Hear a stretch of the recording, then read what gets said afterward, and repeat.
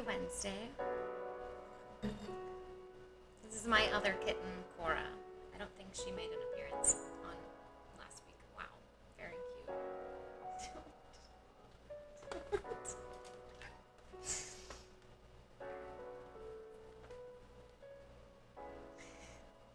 So, we've made it through another week for me. Just barely.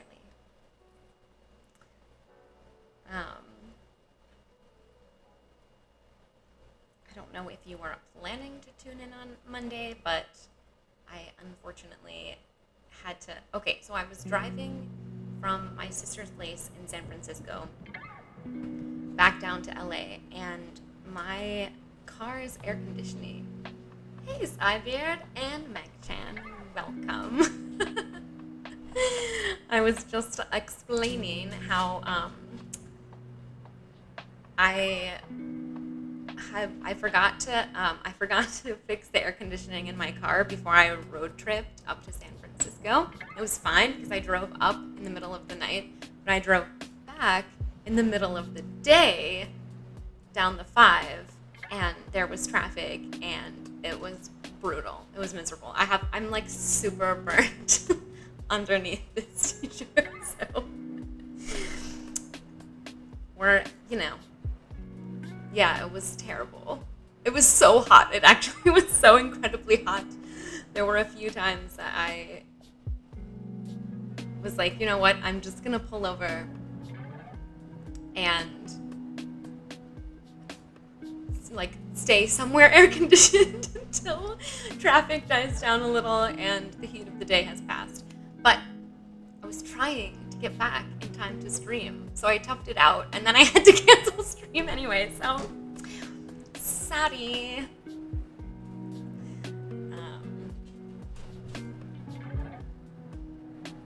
But thanks for tuning in today. Missed my capture the flag. But honestly, I mean, the last one went so questionably. I guess I have to get back on the horse at some point. Yeah, I know. I have AC in my apartment. But I just keep forgetting to fix the one in my car because I haven't been driving that much because I'm working from home and staying at home most of the rest of the time. So yeah, it just kind of bit me in the ass. My irresponsibility from not fixing that AC. So should probably do that like sooner than later to avoid a repeat of this whole debacle. Oh, here. Maybe it's a little too far away, or is the music too loud?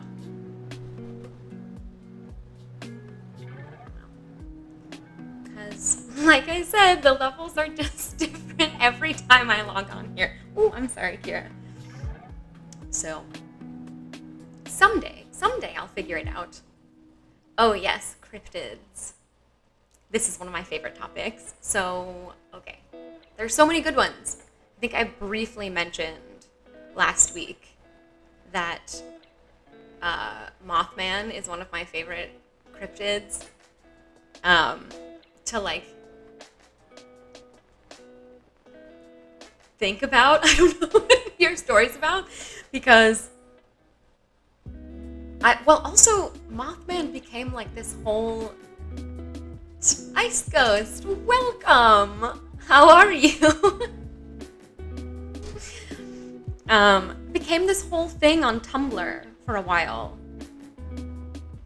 The Mothman thing. It has been a long time. Yeah, I had to cancel on Monday because of a very bad sunburn and some heat exhaustion. But I'm here now. So, oh no, I hate to hear that. I've been there.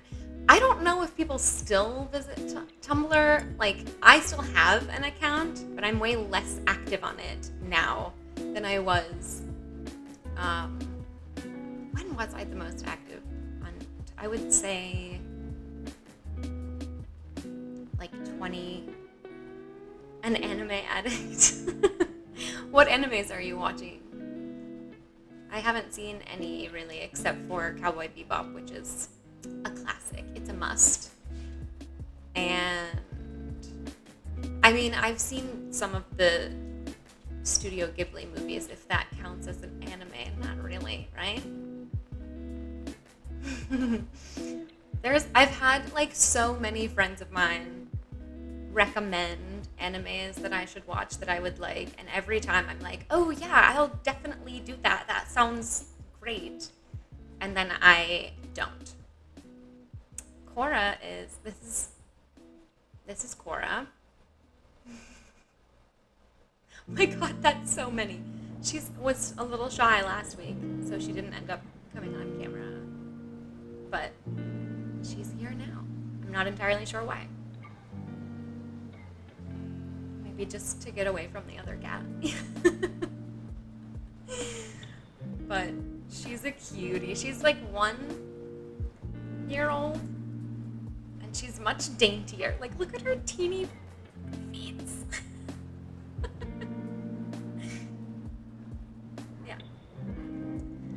Yeah. So Chess overall is just like, I don't know, he's just a bigger cat. Korra's our dainty little lady. Okay, so who else? Cryptids. Okay, but by definition, she can't be one because we are all observing her. Unless it's some kind of like weird group phenomenon. Could be. We're having a Korra sighting. Okay, so let's see. We have the Loch Ness Monster is like the classic one. I think we all grew up hearing about that cryptid. My brothers, both of them, are really into going school watching. And they just like go camping in places where they think Bigfoot might be.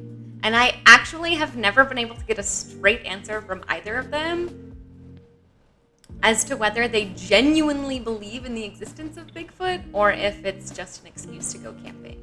Honestly, either is acceptable. I don't know where they stand on this. So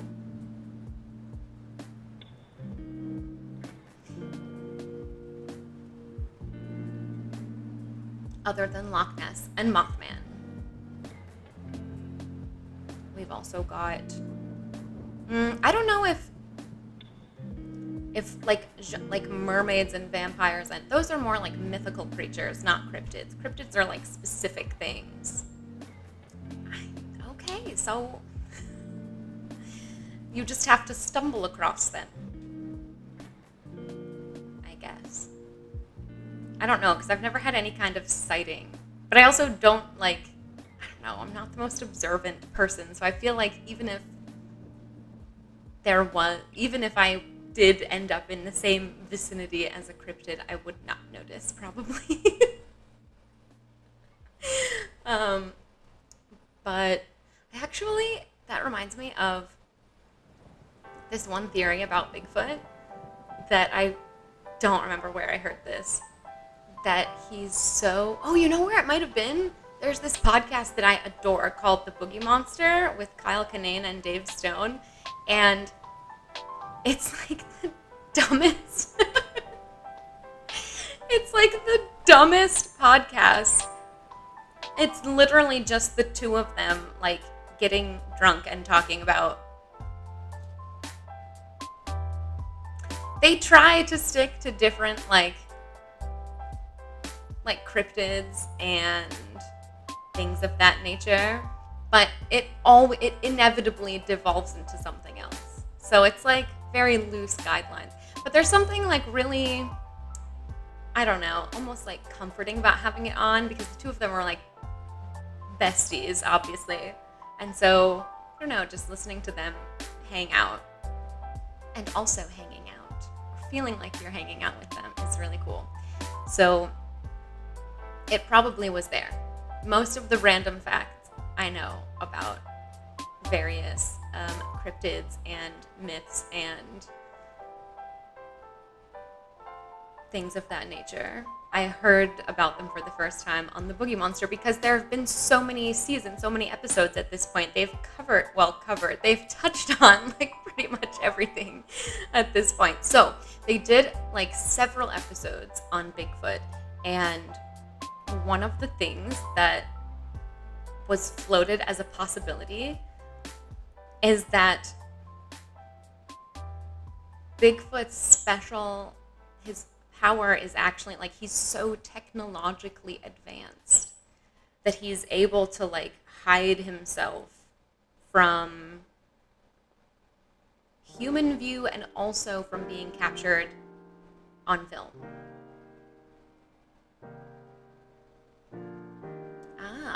Internationally, yes. I guess, is Sasquatch a purely American creature? I know the Loch Ness Monster has international renown. I know Mothman was in Chicago and a couple of other places as well.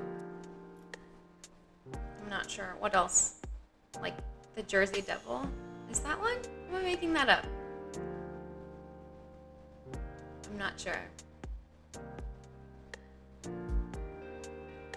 The better question, I think, is like, where did these come from? Like, how do these legends spring up in the first place? Like, who saw what and was like, that is a humongous sea monster living in that lake? That is what I would like to know.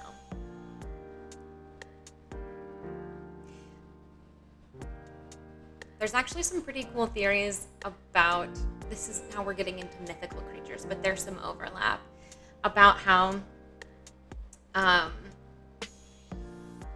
when it was like early archaeology that, look at this cat, what is she even looking at? I think she might be watching bugs out the window. Anyway, early archaeology. These scientists see skeletons of various animals that have kind of like decomposed in the same place. And so they think they're seeing like a horse with wings. Or like, you know those medieval creatures that are like, oh, it had the head of a boar and the mane of a lion and the like tail of a griffin. I don't know. And they're like all these hodgepodge mythical creatures. And that's where there's like a theory that that's where they came from, is people like finding bones of different animals like next to each other and assuming that they were from the same animal, which I think is really fascinating. So that's that on that. You guys, today is my 7th stream, which means after tonight I will have streamed on 7 unique days, and I will be eligible to apply for affiliate. Thank you. Is there an actual... Okay, I'm not sure what you were... Maybe you hit send before you were done typing. Also, why isn't my chat working on my mobile app?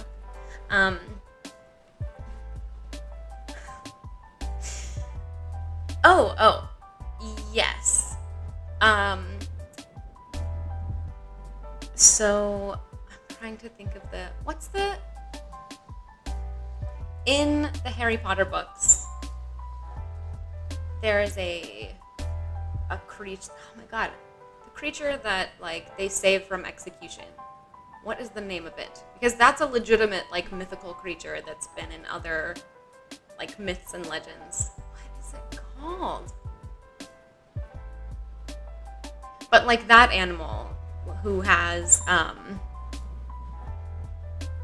like, lion's feet and also feathers, and I can't remember. Hang on. This is gonna bother me.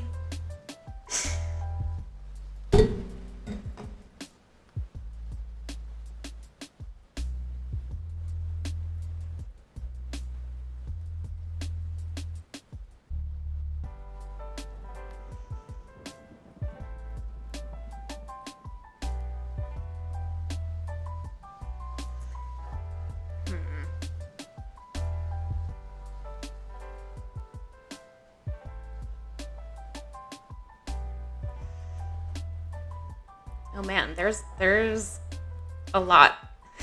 Just looked up creatures in Harry Potter, and there's so many. That was probably not the best Google query to make at this time. That's okay. I feel like it started with a 15. Yeah, I also haven't read the Harry Potter books in forever. But I do occasionally watch all of the movies straight through. Sometimes I'm in the mood for those. I don't know why. But rarely. It's like not even once a year. But I do own them all.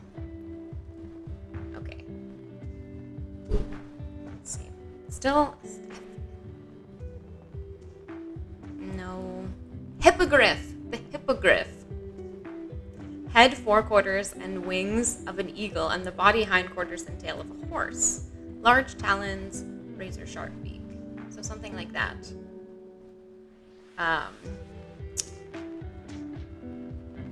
When those animals, like especially around like watering holes, a lot of animals end up dying there. So their bones end up piled on top of each other.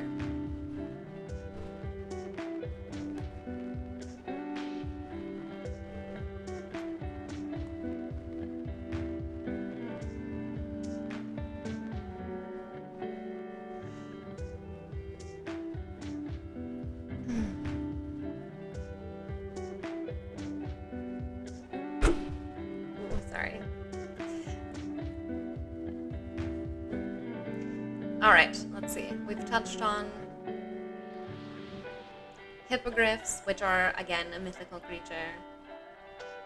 What are, Meg Chan, I don't know if you're still in here, but what are the cryptids like in other countries? I'm so fascinated by this.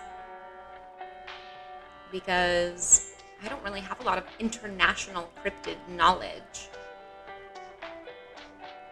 In Japan. Okay. Do tell. Kappa.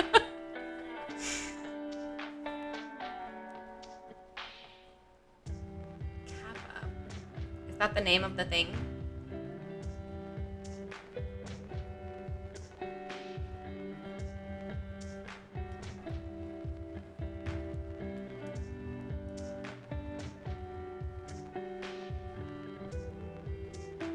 Oh.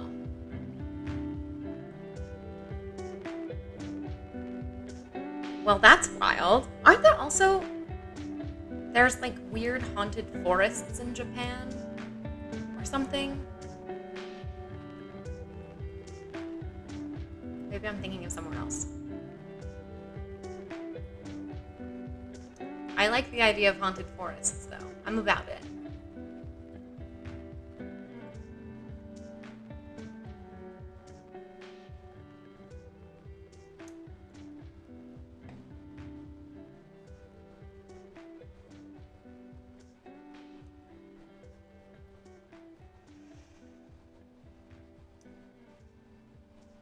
I wonder if there's any cryptids in Southern California that are supposedly, well, maybe in the Southwest. That's, Chupacabra is what's around here.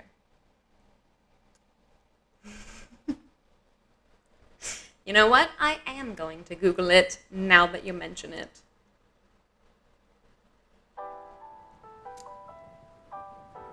Japanese lore.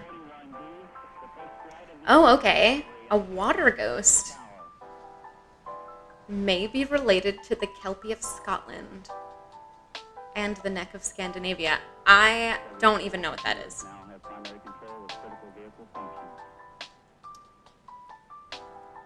Well, damn.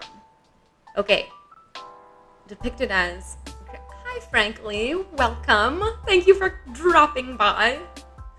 What's your favorite cryptid / the one that you think might actually exist? Or none, if there are none.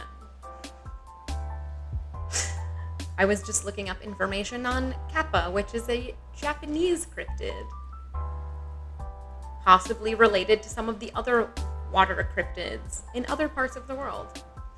Cryptids like Bigfoot or the Loch Ness Monster or Kappa.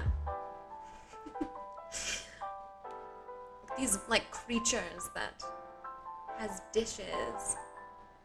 Oh, they must always be filled with water. What happens if they're not?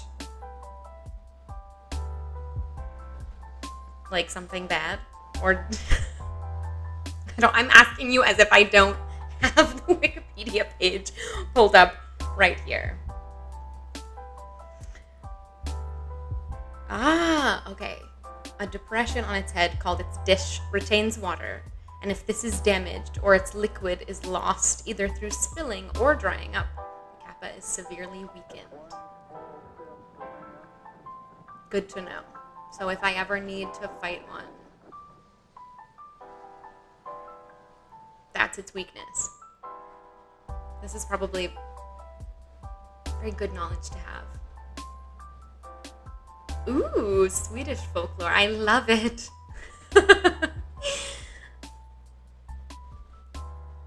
Okay, so what's like your favorite bit of lore from that?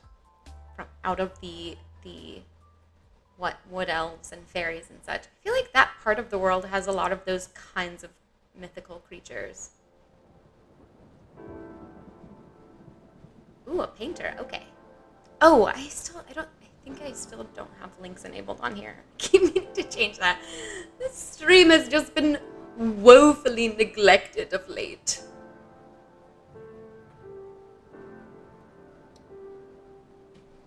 Alright. Cora's time has passed. She's decided.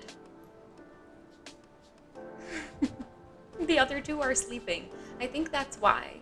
She like strategically times her little mules for attention when she knows she's not going to have any competition. Because the other two are like aggressive. Okay.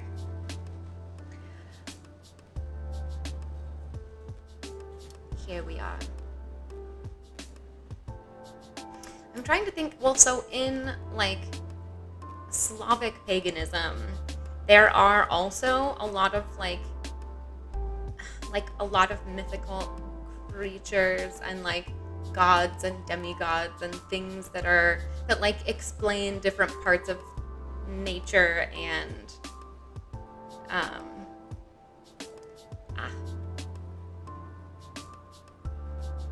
maybe I don't know if I could maybe post it. If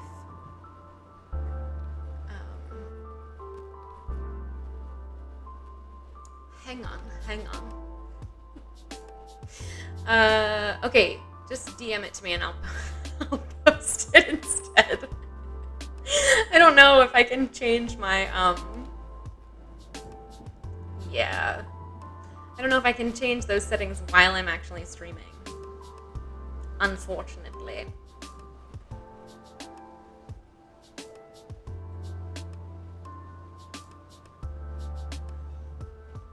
Or maybe I could. I haven't tried.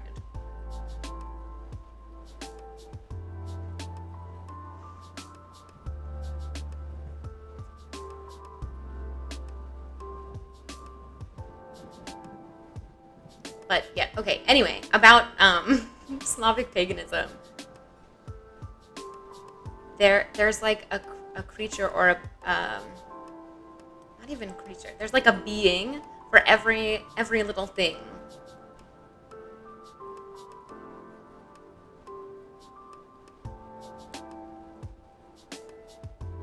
Well, I wish that I could open that. Okay, all right. Let's see. In my stream settings. Aha! No.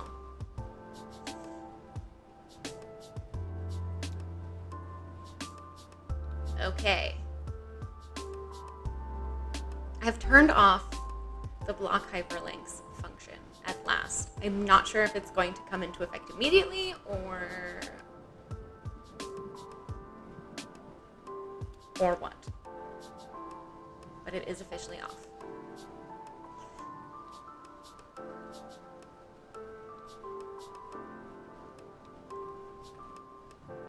So, Frank, if you want to repost those links about elves and trolls and stuff, I'd be very interested. Let's see here. Okay.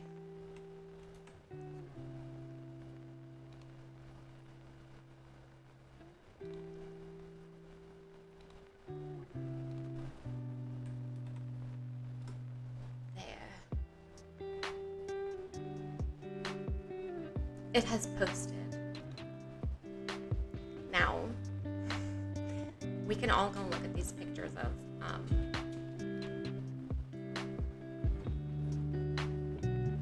ooh, this is really pretty.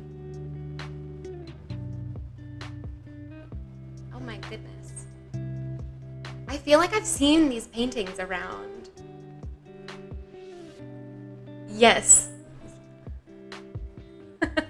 Well, Cybeard, you're gonna have to fix that. This seems like a you problem. And yeah, Meg Chan, you mean the artist does look more like a hi, Dr. Onja. Welcome. Oh, Cybeard, that's so tragical. I'm very sorry to hear that. This is actually, probably should not admit this willingly, but this is the same wine from last week. Oh, I have whiskey as well. But I'm going to try not to drink it because I drank last night. Vodka, which I don't usually do. So, I'm going to try not to have liquor tonight. Only wine. I'm drinking responsibly. I know, but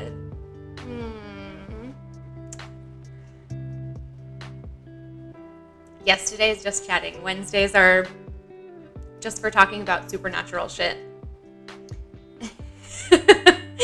Mondays I'm very focused and I do capture the flags. But, and by which I mean I've done 2 of those. Mondays, Cyber Mondays. But I can't think of any reason why I wouldn't be streaming again this coming Monday. So, okay, I don't know what that was. But, yeah, Wednesdays are just kind of, we hang out, we talk about stuff. I can do tarot readings if you want them. Got my deck.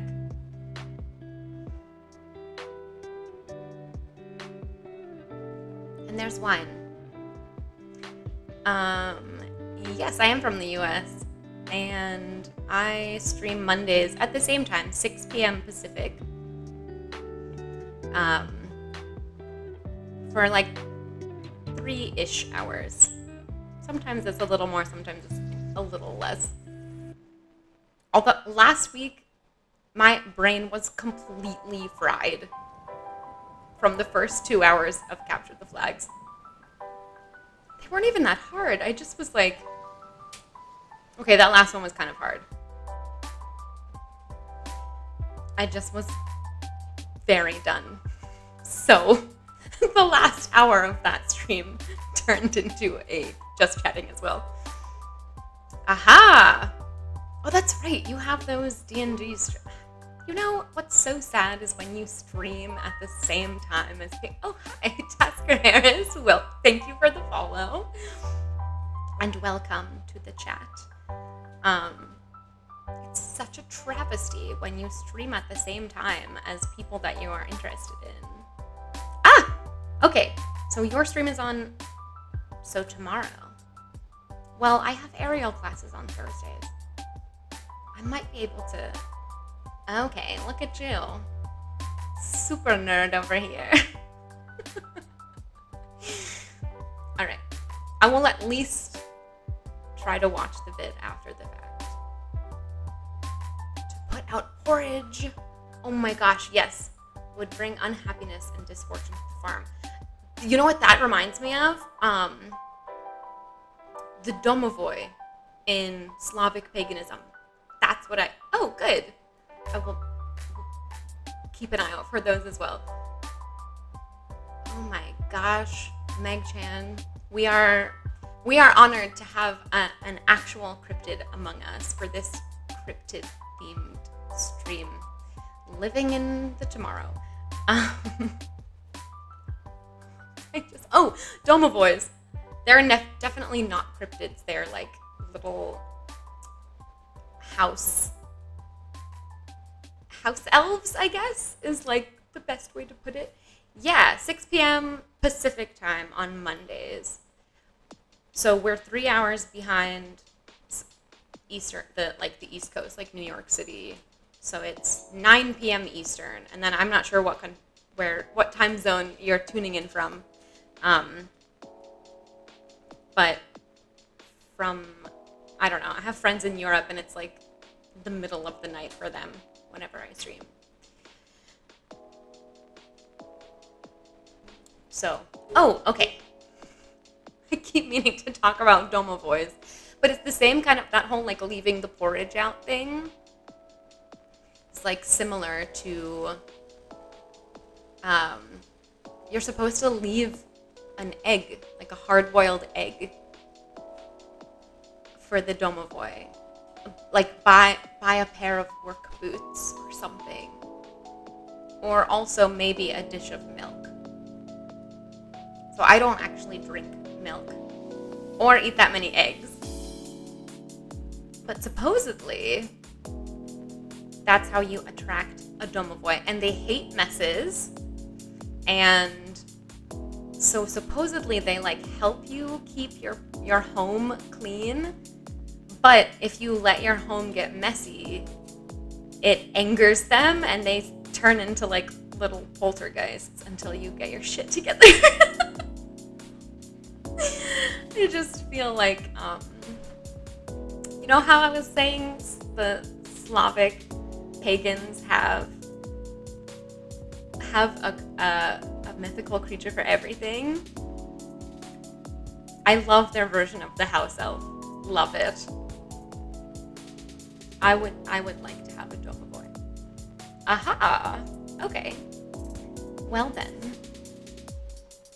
Please do tune in. Mondays and Wednesdays. But yeah, like I said, I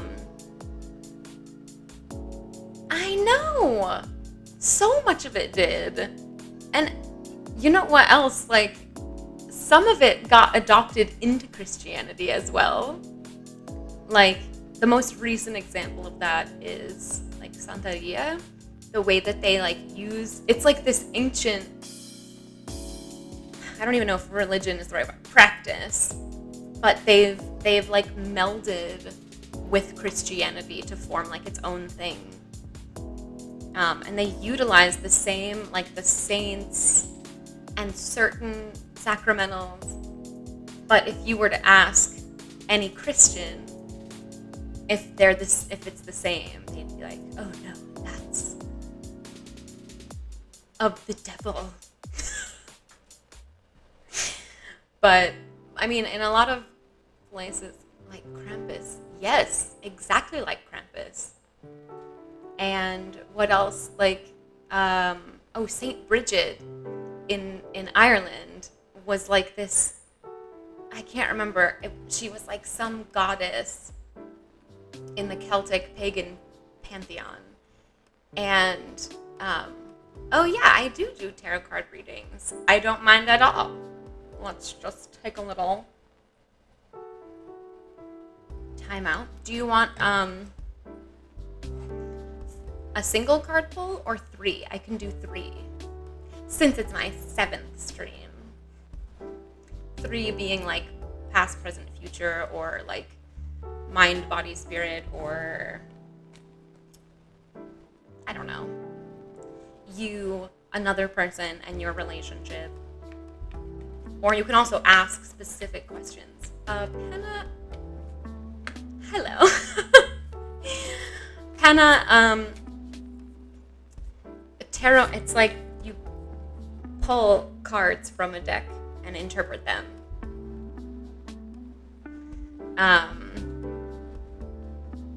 Okay, wait. Here.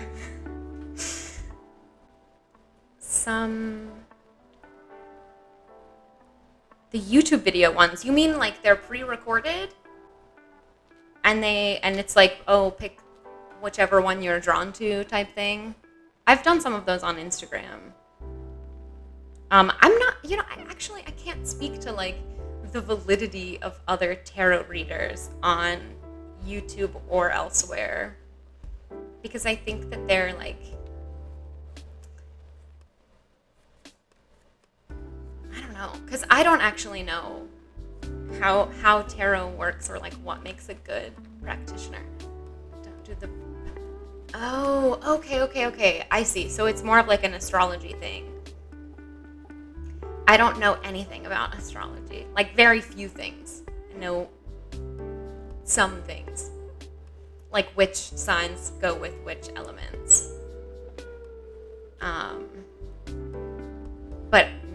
But yeah, the whole, like, doing readings for certain sun signs. Oh, yes, it is interesting. We had, like, a discussion about tarot during one of my first streams. They're 2 different things, yes. Yeah, so astrology is like what the stars were doing the night you were born, or the day you were born. Like, where everything was in the sky, and where the planets were in relation to the different constellations, and what part of the sky the constellations were in, and shit like that. And then tarot readings are, like, they're really just to do with what the cards say or predict. And so it's like its own form of divination and fortune telling. And so, I've seen the videos that kind of combine the 2. Which book do I recommend? One of my favorite books ever is called The Supernatural Enhancements by Edgar Cantero. It's a haunted house story, and I adore it. Yes, okay, Frank, this is exactly my thoughts on tarot, precisely. So I don't necessarily, I can't pretend to know how tarot works, but I've seen it work enough times that I know that it does. And I think that that's really what it is more than anything, is like,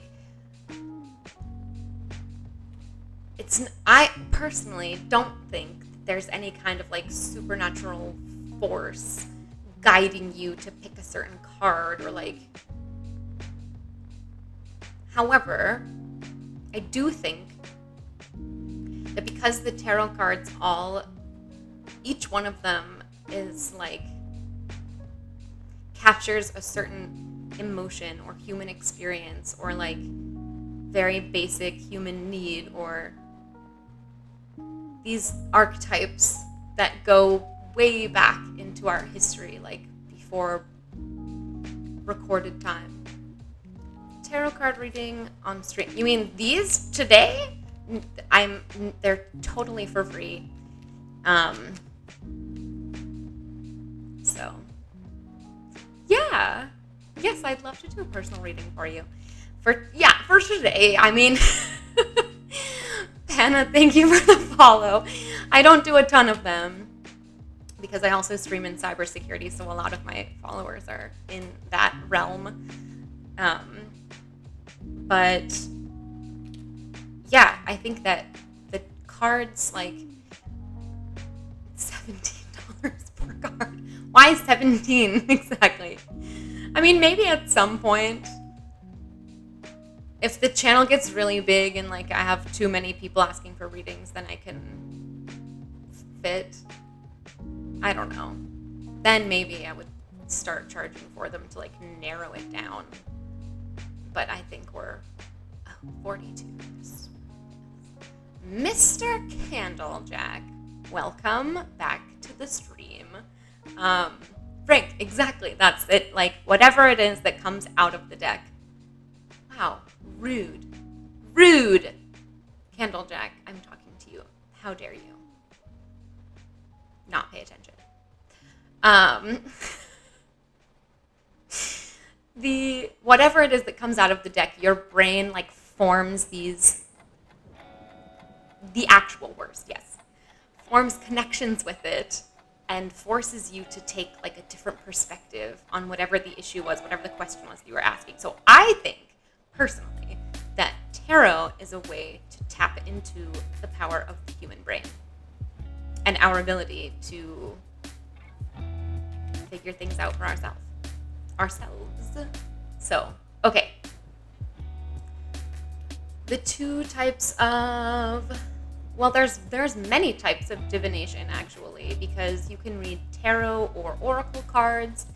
I also have a set of bones that you throw them basically and interpret like where they are. Oh, card pulls. We can do just like a single card if you want to ask a question and get an answer. Yeah. Scrying is one, yes. Bone rolling? I'm not sure if it's bone roll. I've always heard it called throwing the bones.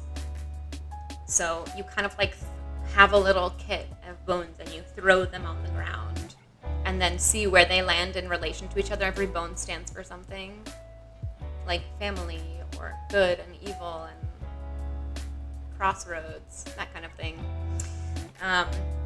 So, okay, sorry. Do you believe in scientific intuition? Exactly.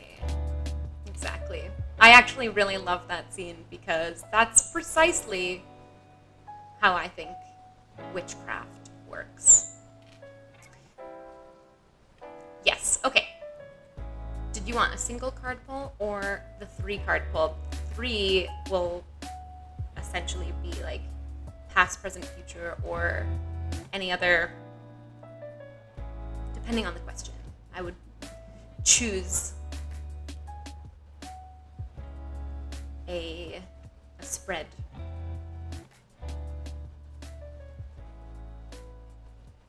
Or, like I said, if you just want to ask individual questions and get individual card pulls, I can do that too. Just do a single. Okay. All right. In that case, we've got, the Emperor. So this is God, I love this tarot deck. The Emperor it's a court card. So it implies that like whatever you're going through right now is like really meaningful and like heightened in comparison to other points of time in your life. The Emperor specifically pops up when, well, sometimes to show that like that like a person is going to enter your life who meets those kinds of like, because the Emperor represents authority and discipline and like a father figure, but in like a very responsible way. I mean, if you think about it, the Emperor like rules the deck essentially. So you may be meeting someone like that very soon, or finding those qualities within yourself. Yeah, for sure, I can. Or you might need those qualities for whatever it is you're about to go through. So, if any of that rings a bell. This is what I mean about fortune telling. It's very open to interpretation. Oh, you're not you're not being mean, it's okay. I was pretty much wrapping up. Unless you have any questions about it, Tasker Harris, or want clarification.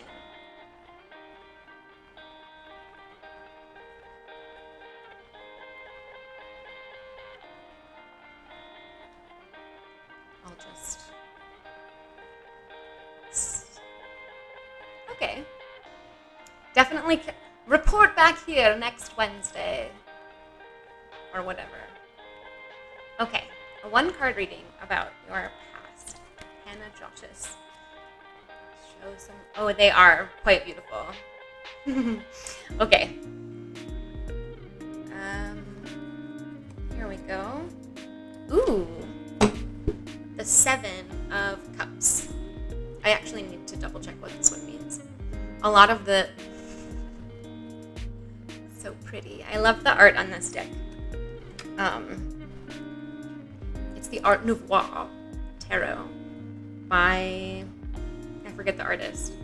But it was in... One of the things I miss so much about New York City is the number of, like, metaphysical and witchy shops there were. Yeah, I guess 7 is a lucky number, but I think the 7... So the chalices are the sweet of water. They're associated with emotions. The 7 of Cups, okay, is about... It's like a predefined kind of idea. So each of the cards means something.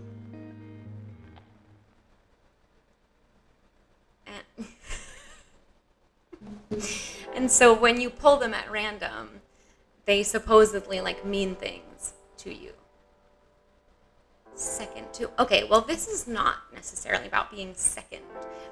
This card appears when you have... Okay. This card appears when you have like a ton of opportunity and that almost like to the point of being overwhelmed by them. So it could mean that like in your past you had like many things to choose from, and potentially now you're wondering if you chose the right thing.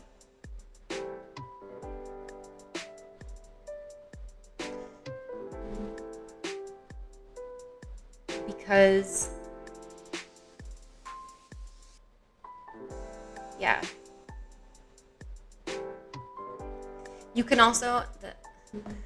Definitely didn't choose right. I'm sorry. You know what, though? It's never too late to make a change. In my opinion. Because there might have been... Like, the other thing about the 7 of Cups.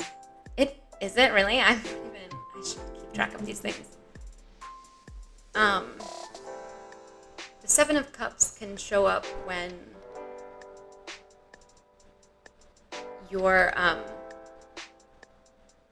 like seeing things that are like you're idealize. This is what I'm trying to do. When you idealize things and think like, oh, this is gonna be so perfect and so wonderful, and like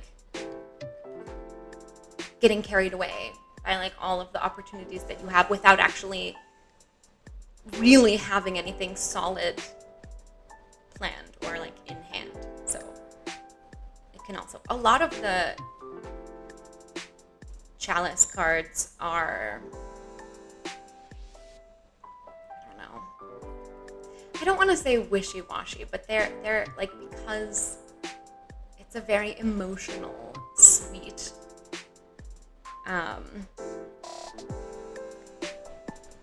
hopeful but pessimistic at the same time. I know, that's tarot for you. Well, because I think at some point I was talking about how even like when you get a bad reading. It's just telling you that, like, what to look out for and how to prepare for that. So it's not necessarily bad to get a bad reading. And just because you get something like terrible things are coming doesn't even necessarily mean that that's what's going to happen. Just that it could happen if you continue on your current path.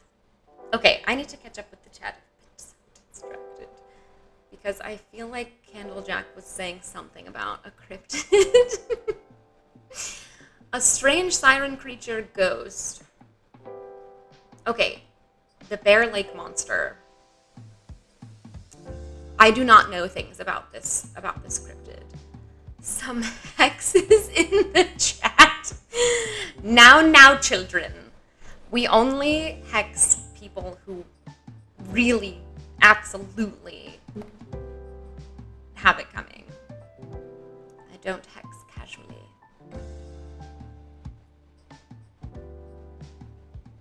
So there will be no hexes in the chat. I mean, unless one of you really pisses me off, then maybe. I kid. I would never do such a thing. I've cast some pretty baller hexes in the past. So, it's not outside the realm of possibility, in my experience. Why did I put this card backwards?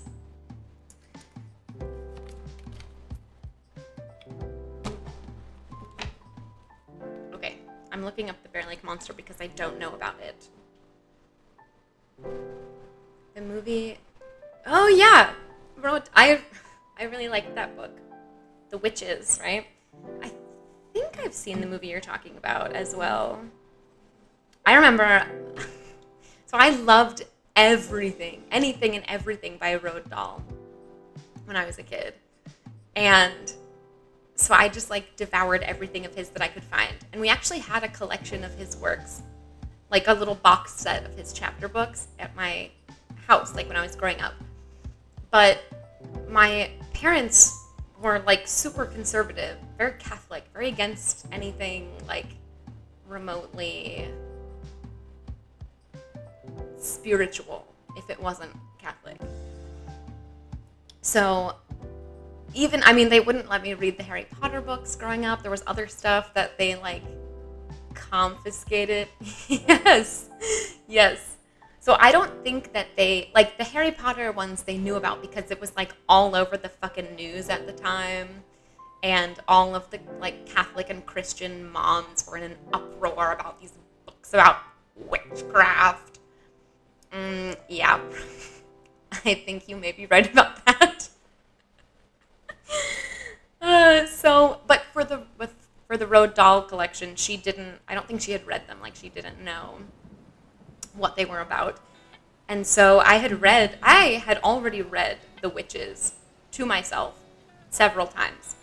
And when I was younger, when my family would road trip every summer and camp somewhere else in the country. And so on these road trips, I would read aloud to my siblings. I'm one of 6 children, and my parents would pack us all into this van and take us camping. And so to pass the time on the road, I would read aloud to the family. And one of the books that I chose, one of these road trips, was The Witches, because it was a book that I had really enjoyed reading. And my mother was horrified by this book, and she confiscated it shortly thereafter. I don't think that I actually scared... Oh, I'm sorry. I'm not sure why my mic just maxed out there. I don't think that I scared any of my sibs that much, but my mom was just very... Oh, okay. I don't hear in my levels it was showing. Yes. So,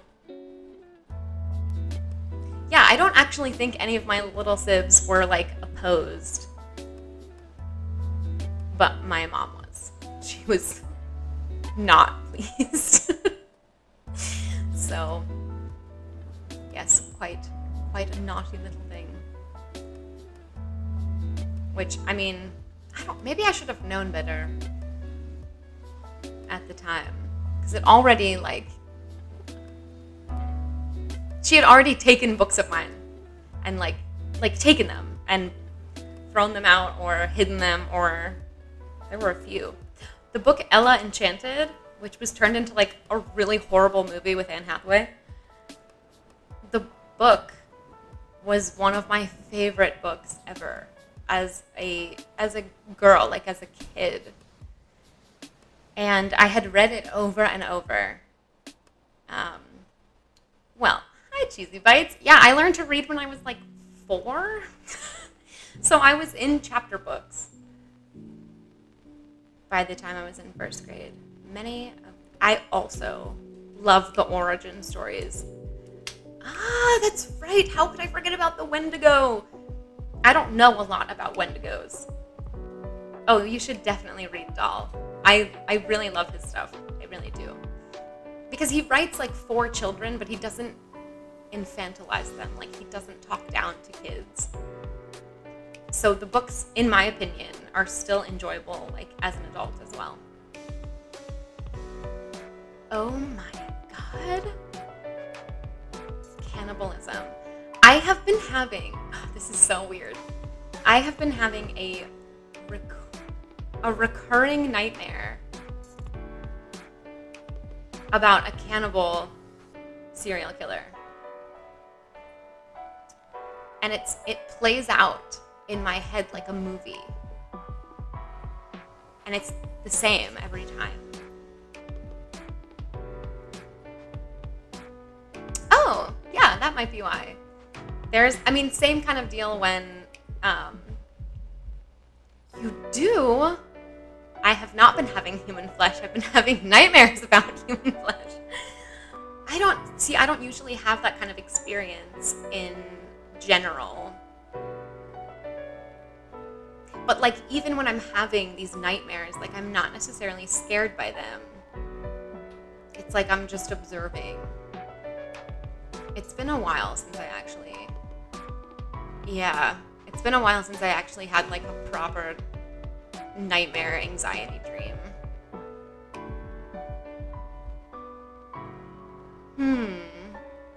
That is so interesting. I wonder what he's trying to tell you. If anything.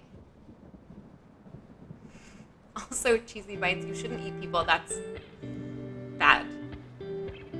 Or so I've been told.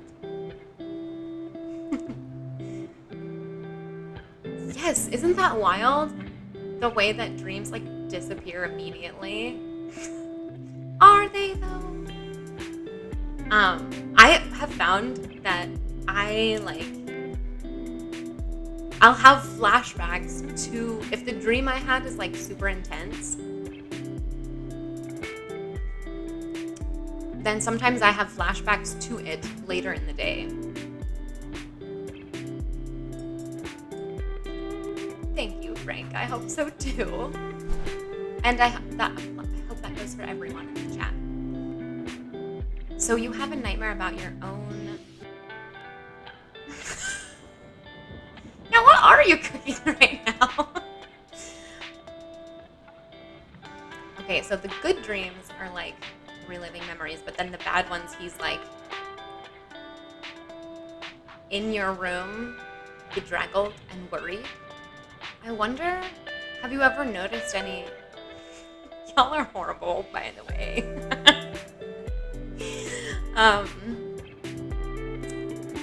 It's the same one. See, this makes me think that there's something, like, your brain keeps coming back to it for some reason. There's like something unresolved, or I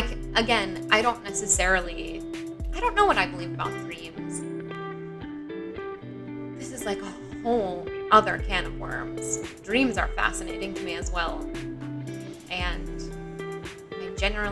I'm pretty good at interpreting them as well. But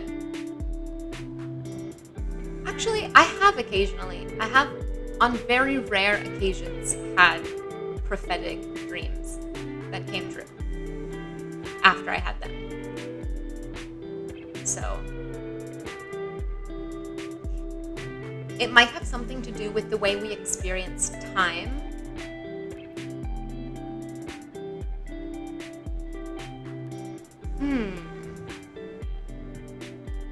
Interesting. Hello, Klaus. Welcome. Medicine for oh my gosh. Very uncomfortable situations, like real life situations or like weird ones. And yes to the zombieism dream.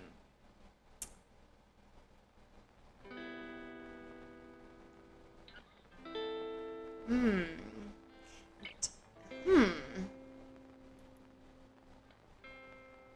so intrigued by this recurring nightmare. No, you're not. You're not bothering me in the least.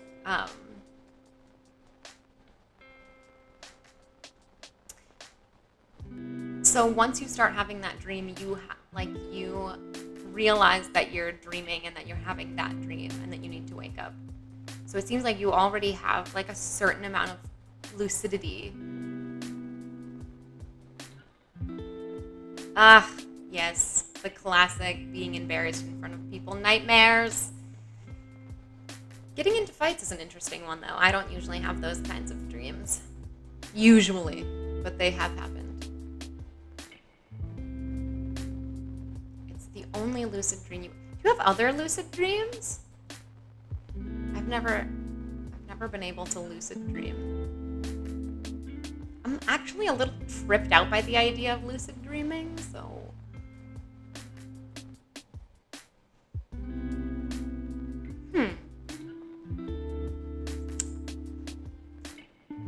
Well, did you have any success? Cheesy bites.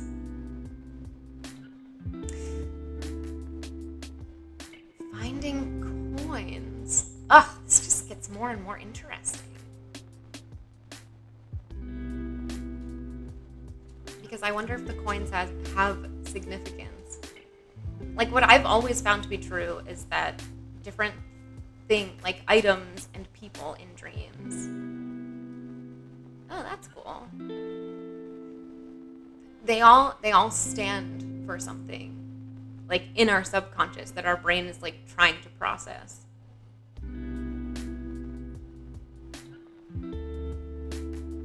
So I just wonder if there's significance to the coins.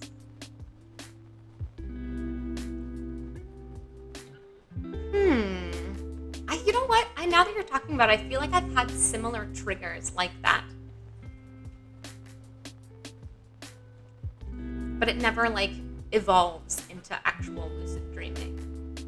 It's just like these brief moments of realization.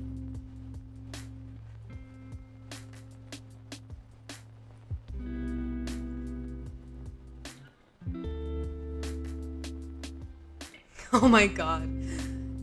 For real. That would freak me out.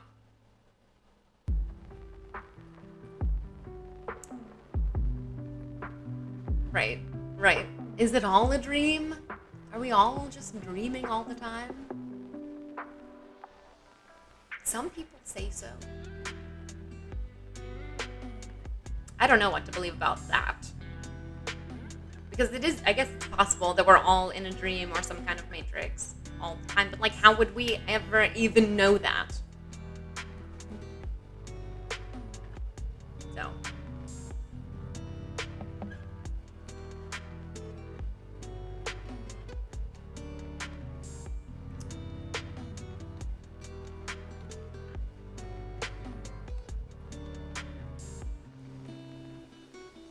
Oh my gosh, yes! The whole solving problems the next day thing, I do that all the fucking time.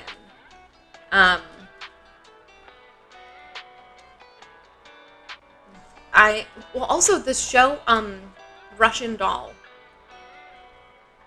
is about like a lady programmer who keeps getting caught in like a loop.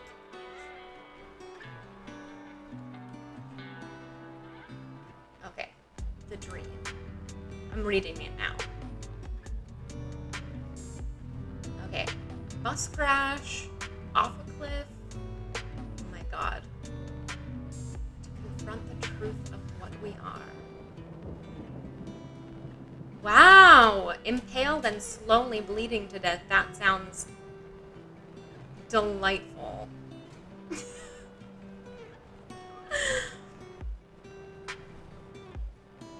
By which I mean the opposite of that.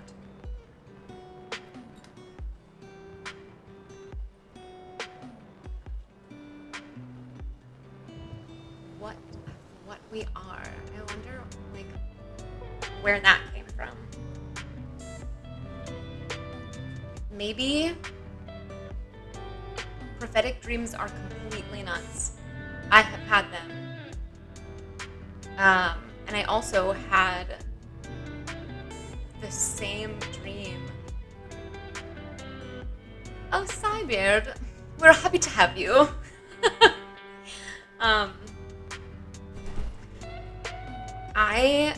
Okay. There was one instance I had the same dream. Like, me and this other person dreamed about each other, had the same dream about each other on the same night. Like, as if we had met in the dream. Okay, Candlejack, that's some, like, Inception type shit. Or, it's also an episode of Doctor Who that they have to figure out which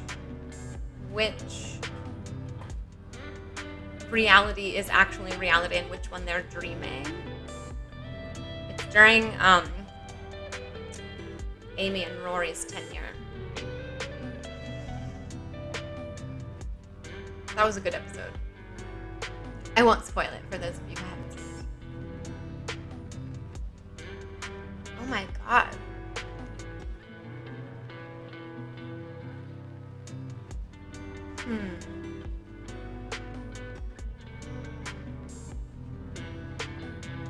So they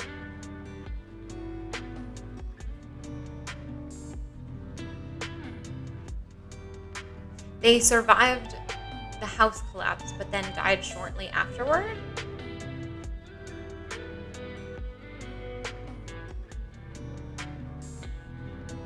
Huh.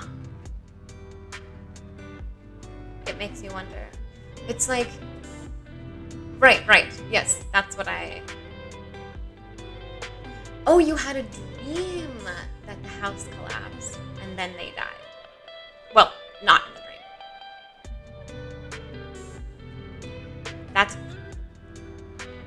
That's crazy.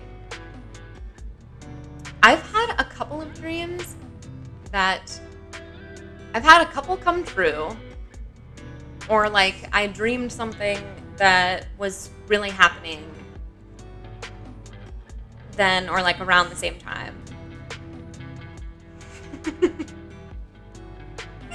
But then also I've had dreams that seemed like super real about like one of my friends being sick or like needing help. Oh yeah, gotta watch out for those €2 coins. But yeah, sometimes I'm completely off. And I like will call the friend to check in. Be like, oh my god, I just had a terrible dream about you. Are you okay? You're welcome to lurk. Hop back in whenever. Well, I mean, I guess you could say that. I don't have many close friends, but the ones I do have, I care about a lot. So, hello, Houndy. Welcome to the chat. So, yeah, most of those that are about, like, someone I love being sick or injured turn out not to be true, even though they feel super real at the time. But I like to think that maybe just, like, one, things you can't do in your sleep. You mean that you can't dream about? Or like, well, hello, Dev. Welcome. Oh, happy Wednesday. I can never run in my dreams. Ever. Whether it's an emergency or not.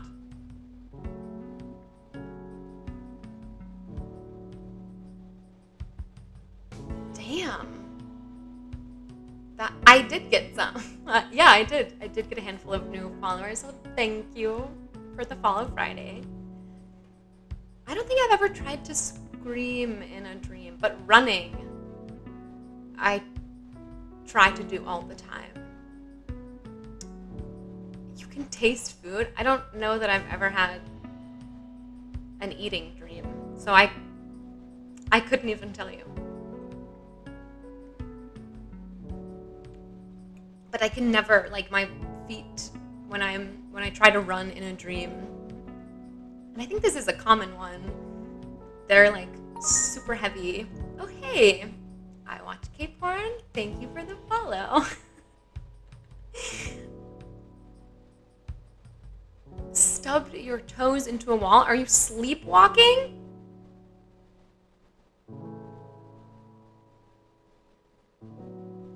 Yes. Oh, going back to the Twitter thing.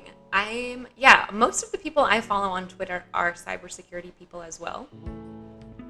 For a long time, I never posted anything, so I didn't have a lot of people following me in return. So it's helping to like kind of grow the community a little bit.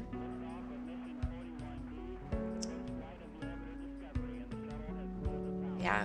I don't know. Sometimes I have dreams that I'm speaking another language or dream in another language, usually Spanish, because I actually speak decent Spanish, like in real life.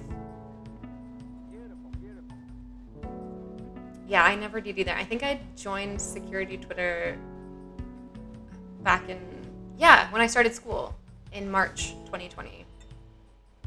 And then the first time I ever posted anything on it was like a few weeks ago. Oh my God, the Twitter thing is so wild. I mean, I'm like, oh my God, you sleepwalked into a closet. I'm lucky. I've never been a sleepwalker. But yeah, I've seen Twitter get like so toxic in a variety of different communities, and I have already seen that InfoSec is no exception to that. So I definitely don't want to spend a ton of time on there, but it's a good networking tool. I know, it's shocking. My God, Panna, that's like insane about your brother. What was he dreaming about when he had those episodes? Like, what the hell? Oh, Kaseya. I read, or maybe I just started reading an article about it. Well, yeah, because it's terrifying. So, oh man, there's like so much that I wish I could say about Kaseya, but it's classified. So I can't like dish as much as I want to. But okay, I'm looking it up right now.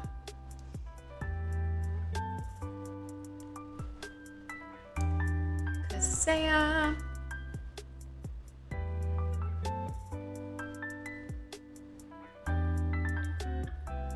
Okay.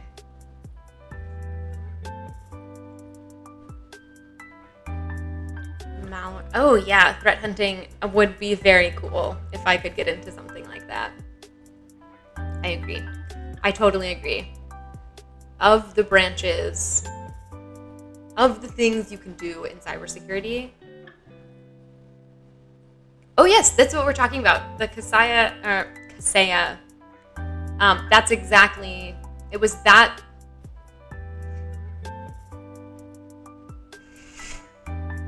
soul sucking. Wow. Yeah, that's market and MSP. The president. Oh my god. Oh my god. We could be. The way that cybersecurity is always an afterthought until it's a huge emergency never ceases to amaze me. Like, people really don't want to put the money and time and energy into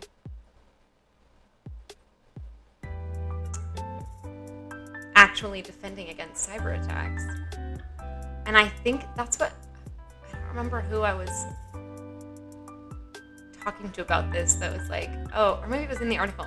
Like, most companies, their cybersecurity tactic is just like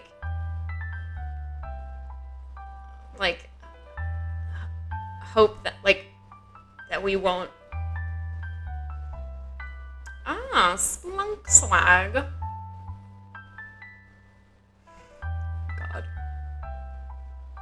The DoD, huh?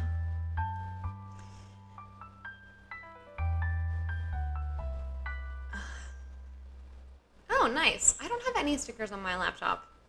I probably will keep it that way. But that is like a thing that nerds do, isn't it? So maybe I should look into it. Okay, I forget what the article was that I was reading. I might even still have it open in my browser somewhere. Mine is also an HP. And it's like several years old. It's actually quite pathetic. But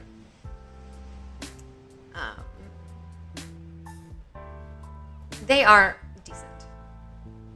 So and yes, Frank, the having to like measure how secure a system is, I would agree that that would be. Oh my gosh, you're getting a new work laptop after all this time. Congratulations. Oh, dope. Okay.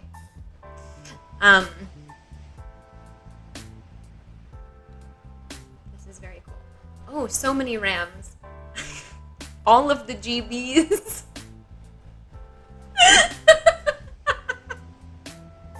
So much GBs. All of them, actually. But yes, okay. I do think that if cybersecurity parameters were more like, well, but then again, if they were standardized, people had to. It's just production. That's all you need to know. Yeah. My oddly, my work laptop is a Windows machine and my personal computer. This desktop is running Ubuntu, so I have them swapped. But oh, I was saying about like measurable cybersecurity parameters and how like the exactly it's like a very concise way of putting what I was about to attempt to elaborate. That if there was like a standard for these things, the industry just changes so fast, and like who's to say that just because you meet certain standard, like then it's just gonna be like, oh, this is the baseline of like what all hackers need to be able to get past to do stuff. I just don't think it would actually be particularly effective. Custom fitted hardware. Huh. Just like stock. What is it called? Factory something. I'm thinking of cars though. I don't know. Oh, Yeah, see, I haven't actually tried to do anything particularly intense with this desktop yet. It's just been streaming and those like handful of capture the flags. At some point, I might choose a game to start gaming.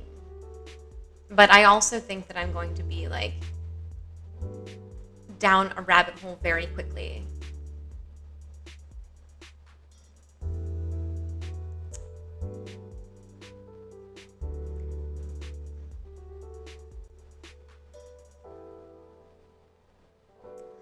Mine is an HP Envy.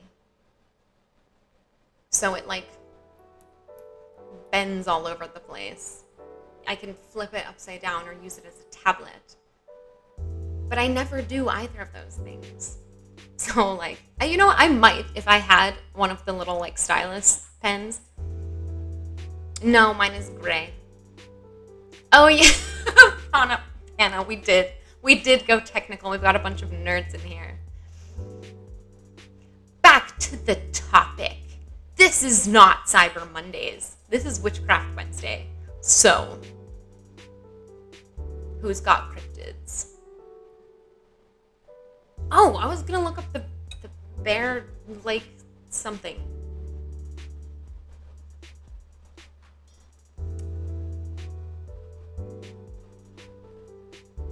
Bear Lake monster. Alright, let's see. Cybersecurity is an awful lot like witchcraft. Angry Amoeba, thank you for the follow. See, this is why... Oh, Gifferum, welcome! The latest episode of Loki. That sounds like a delightful evening. Thank you for including me in your evening's plans. This is what I'm saying, is that there's more overlap between cybersecurity and witchcraft than you might think, than might initially meet the eye. Actually, witchcraft and like any kind of science.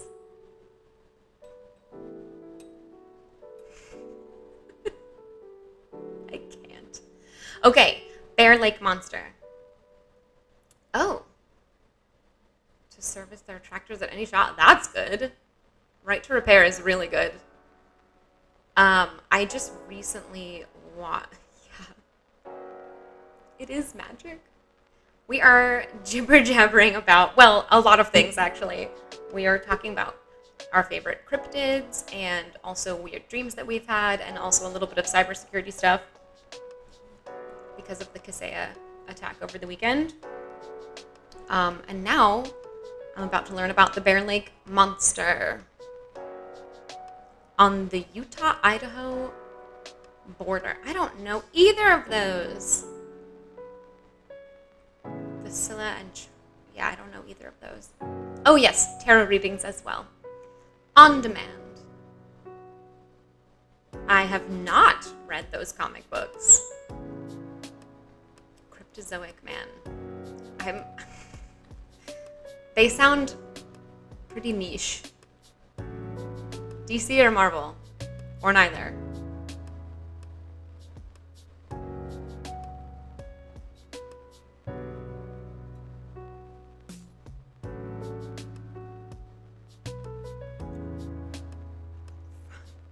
Comic book men. I have not heard of them. I will have to I'll have to look them up. Oh. Wait, which phrase do you use for inescapable bad situations? All possible choices lead to doom. That's in English, that would be between a rock and a hard place. There's a Scylla in the back. There's... Huh. Interesting. Interesting.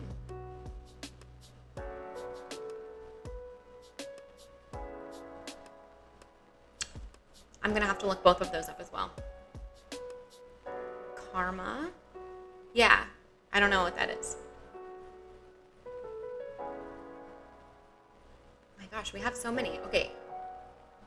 I'm actually going to write these down because I don't want to forget while I'm learning about the Bear Lake Monster.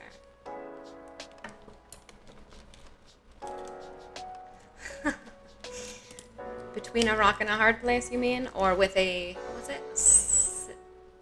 Scylla or Scylla in front. And a... Yeah. That is the English equivalent of the saying. Scylla. Okay. See, actually now, with that pronunciation, I do think I've heard of this thing. Having to choose between pest and cholera. These are fascinating. Idioms, man.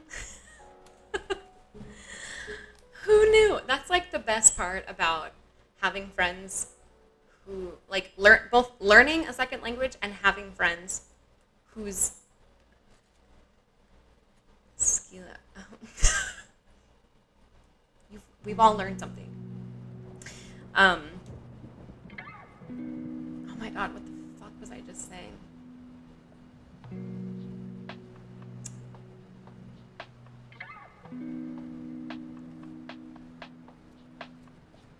About, oh my god. It's gone. It's gone. It's completely gone. My head is empty.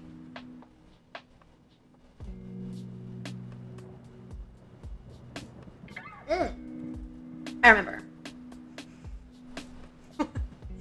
One of the most fun things about having friends whose first language is not English and then also like speaking a second language is like all of the idioms that do not translate from one language to the other. It's so funny because when you just say them and the other person has no idea what you mean by that, or vice versa, oh my god, it's a recipe for hilarity.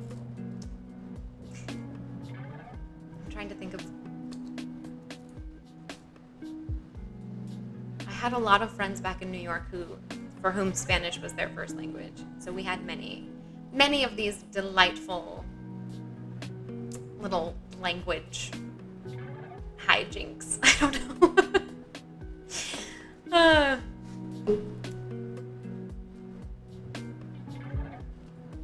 So Greece, huh? I've never been to Greece. Isn't it like the middle of the night over there? What are you doing? Oh my gosh, it's raining chair legs. That's so funny.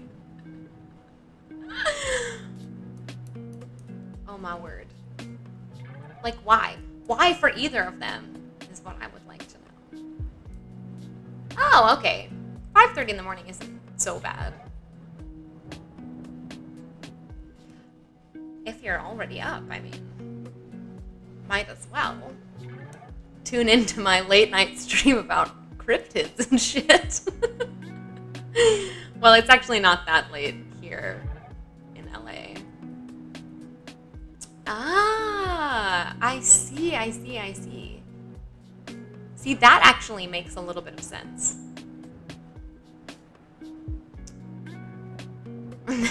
That's how they're supposed to be.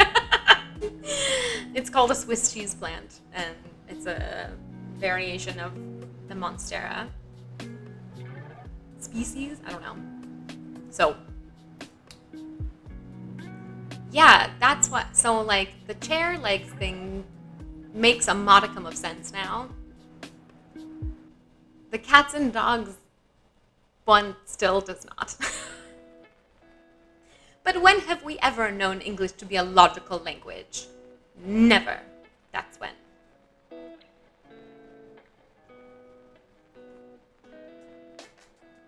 Ooh, monasteries in Meteora. That sounds like it's going to be gorgeous.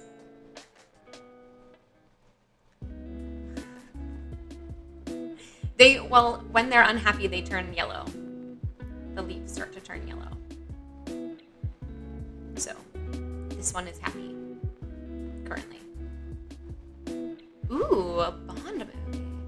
I had to cancel stream on Monday, so this is my 7th stream, after which I will apply.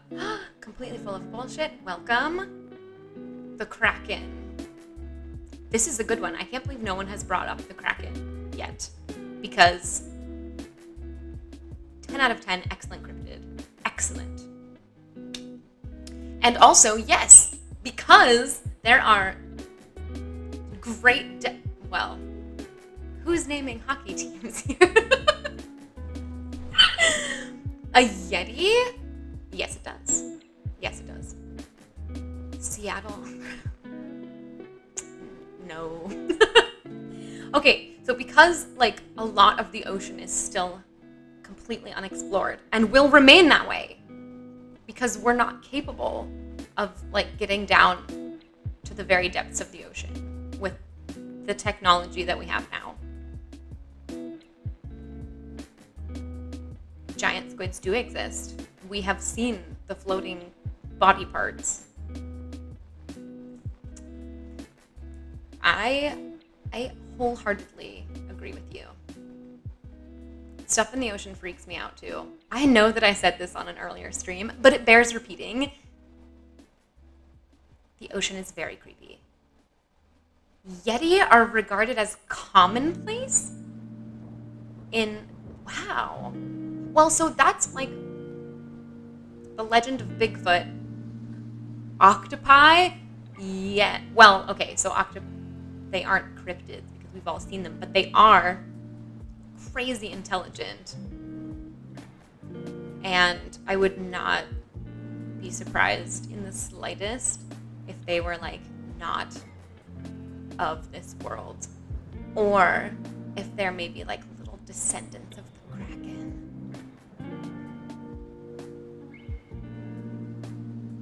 Could be. We may never know. And that is the real fun of cryptids, is we will probably never know for sure one way or the other. They don't actually socialize and teach their offspring like we do. That is, yes, this is what I'm saying. That they came from somewhere else. Because their genome can't be mapped or something. Like it's unique from every other like DNA profile on Earth or something to that effect. What, ancient aliens? I haven't actually seen that many episodes of that show, but I've always enjoyed it. Anything about aliens, I'm like in it. I want to believe.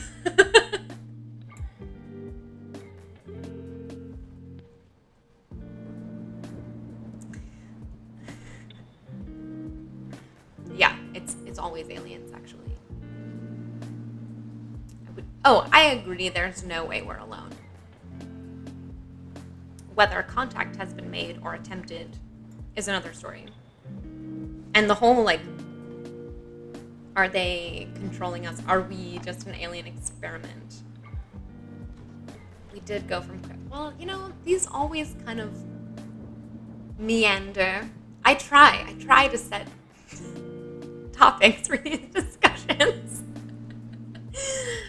They never end up that way. Well, but I mean, we have had discussions of some good cryptids. That we are just like a humongous alien experiment. I've heard that one. And that they'll be back in like so many millennia to like see how we're doing.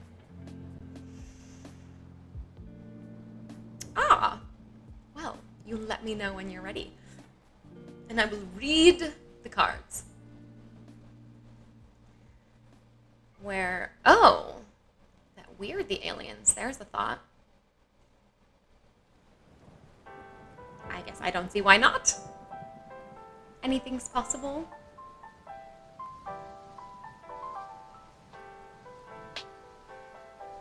I do.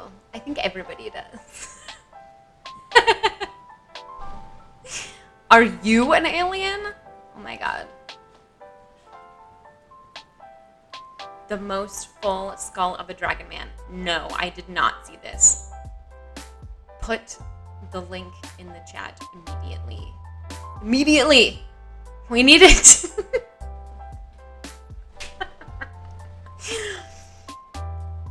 Oh, hello, Claw Overdraw. Welcome! We're discussing cryptids, among other things.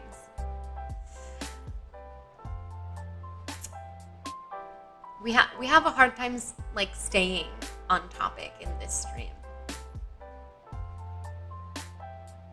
Oh yeah, yes, I've heard that alien fantasy as well.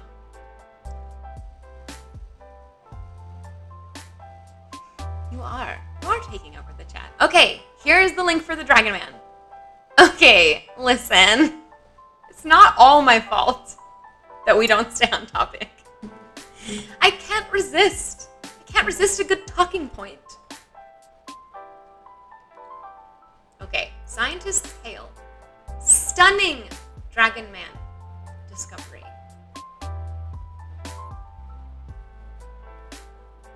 Chinese researchers. Okay, skull could belong to a completely. Well, yeah. It's the derailing is part of the fun, in my opinion. So, both. I love when we discuss the topic, and I love when we go off topic because we found something better. Equally good outcomes, in my opinion. No, it is not. And there's definitely ADHD involved. Like a little runaway train brain. Okay. An analysis of the skull has been published in the journal The Innovation. And the discovery has the potential to rewrite the story of human evolution. Well, goddamn. This is serious business here.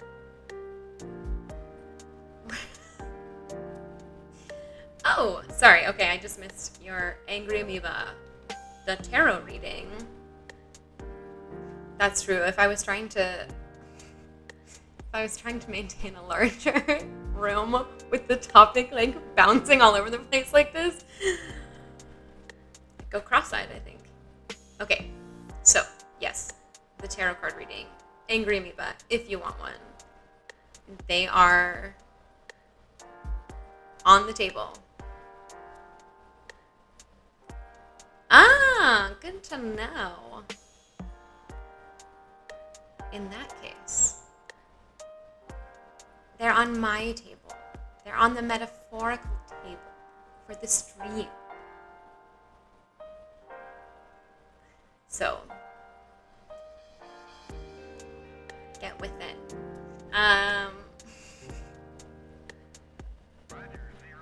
We're doing, I can do a single card pull to like answer a question, or or 3 card. Yeah, I can do 3 card draws as well if you want like a more like past, present, and future, or like a relationship reading, or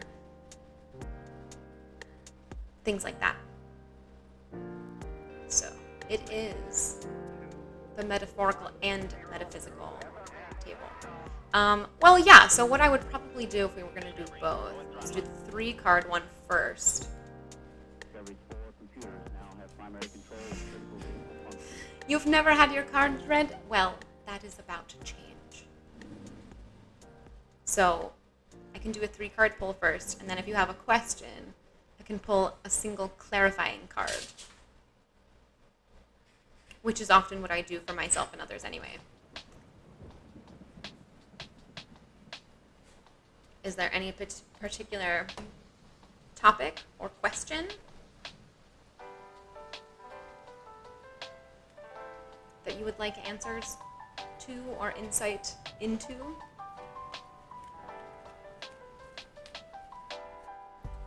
You don't have to decide right away. You can mull it over.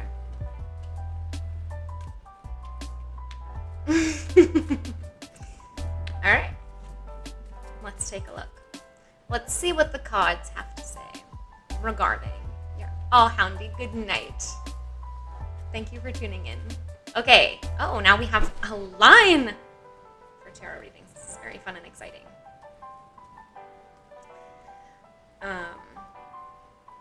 So a three card pull regarding your cybersecurity career. We're gonna go, let's see, where you're at, what's holding you back,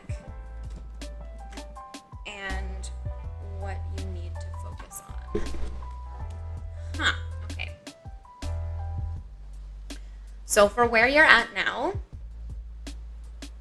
I pulled the Hermit.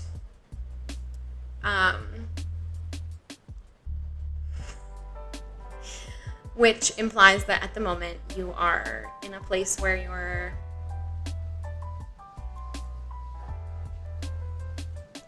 turned inward, like you're working on yourself and focusing on,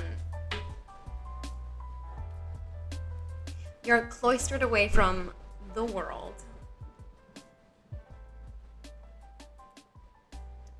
Oh my goodness. Maybe. I don't know if I would put that on a tarot deck, quite frankly.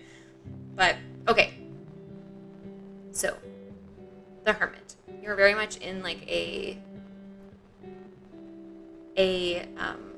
not necessarily resting phase, but kind of cut off from the world. Or from the cyber world, if you will. What did I say the second card was?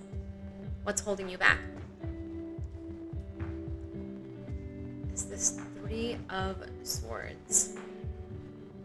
Sorry, I'm a bad witch. I need to double check the meanings on my miniature supercomputer. Okay. So,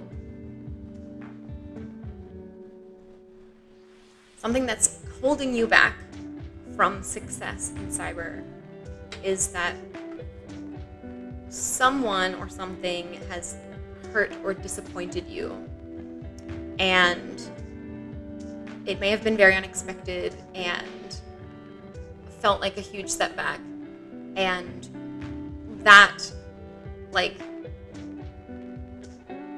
the slump from that experience might be coloring your current efforts. So, what you need to do, I'm telling you, what you need to do to move forward is the Four of Swords, which actually is, it's wild that I pulled both, like the Three and then the Four of Swords, one after the other, from very different parts of the deck. Which implies that this is going to be an easy step to take. Like, it's right in front of you, and it'll be very natural when it happens.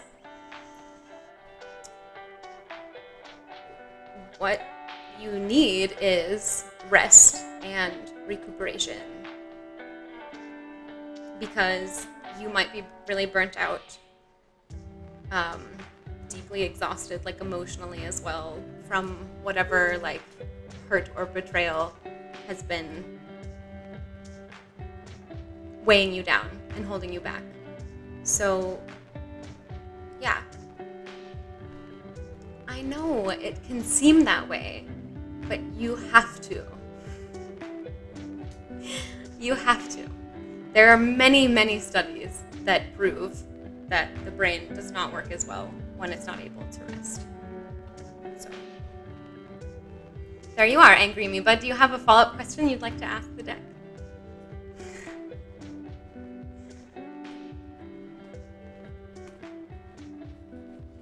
Or was that sufficient? Are you...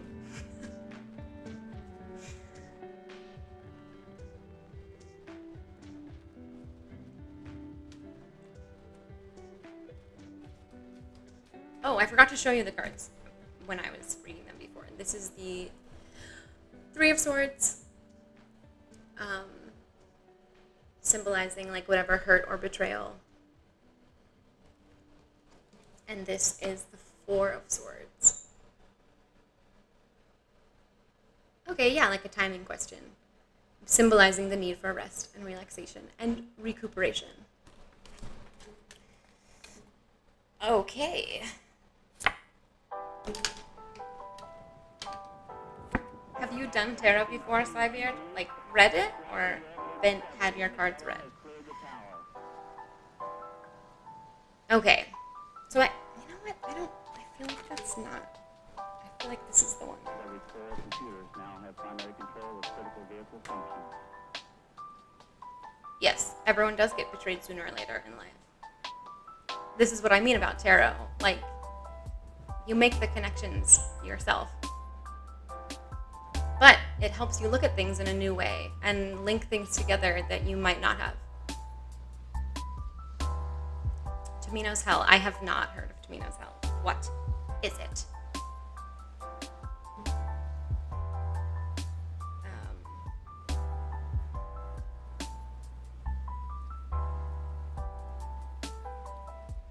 Oh, a cursed poem. That sounds right up my alley. Yes. Totally agree. It is like a very universal human experience, as much as it sucks. And being able to, like, it's free to read on the web. This is why society is doomed. Cursed poems are available to all on the internet. What is the world coming to? Okay, but who's to say? Okay, so 3 card, you can ask, like, about a specific question or situation, or if you want insight into, like, a certain area of your life, you can do that. And then the single card polls usually are, like, to answer a question. Okay, so speaking of which,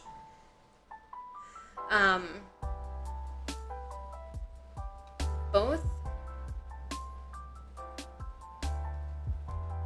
what I pulled as an answer to your question as to the time frame is the 10 of Cups, which symbolizes, like, total fulfillment and success, and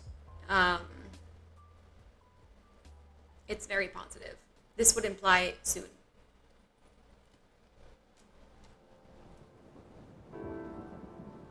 So,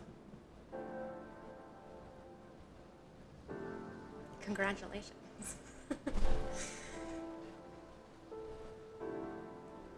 You are so welcome.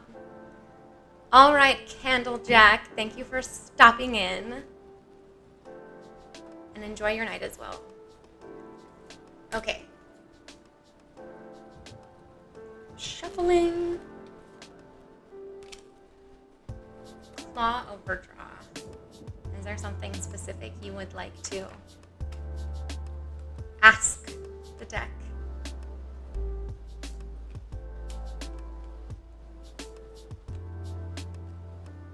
For sure. His own experience of he committed a murder? Who is this person?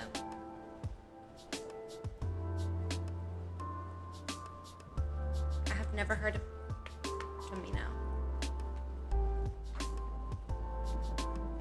Who did he murder? Did they deserve it? That's terrible. Not that anyone deserves to be murdered.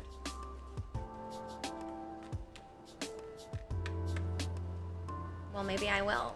But not allowed. Or on this stream. I don't want to wreak too much havoc. Too much more havoc, I should say.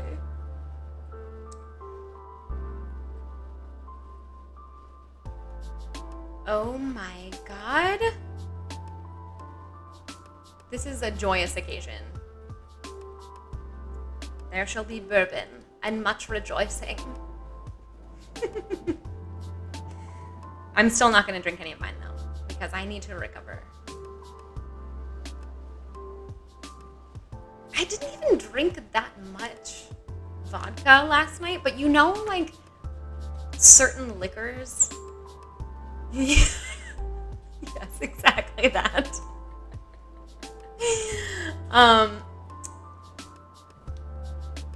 Right. A one card reading about your dream. Yes, of course. Yes to Scotch as well. Tarot readings can be used for dreams. Is this about the one about your grandpa? Like the recurring dream?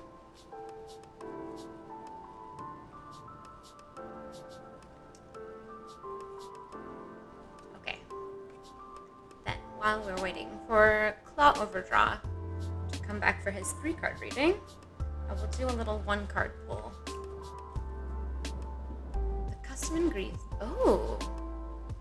To not name your child until... So what do they call them in the meantime? Like, kiddo? I don't know. Or just like, babe?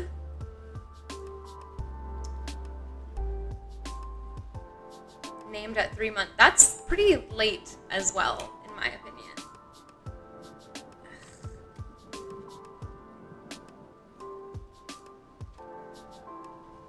Okay. The clarifying card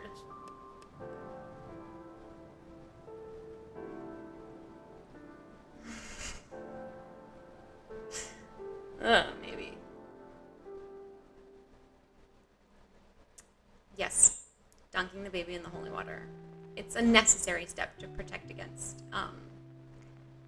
demons or something.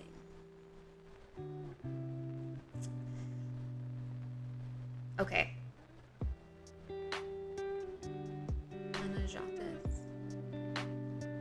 Huh, I like that. Okay.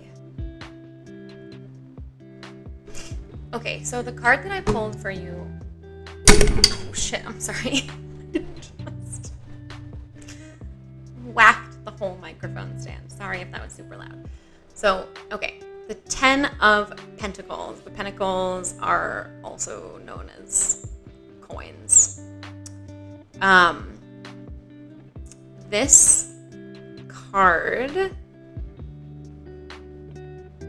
it symbolizes like wealth and stability. Yes. But not just coins, like a generational wealth, like money that you are like you have so much that you're able to pass it down, or like be the recipient of some kind of like familial wealth. It's a good card. It's a positive card. It means that like wealth and prosperity and abundance. So I don't know, maybe your grandpa is trying to tell you that there's some kind of like inheritance or something that you're not getting, and he wants to make sure that you do. Or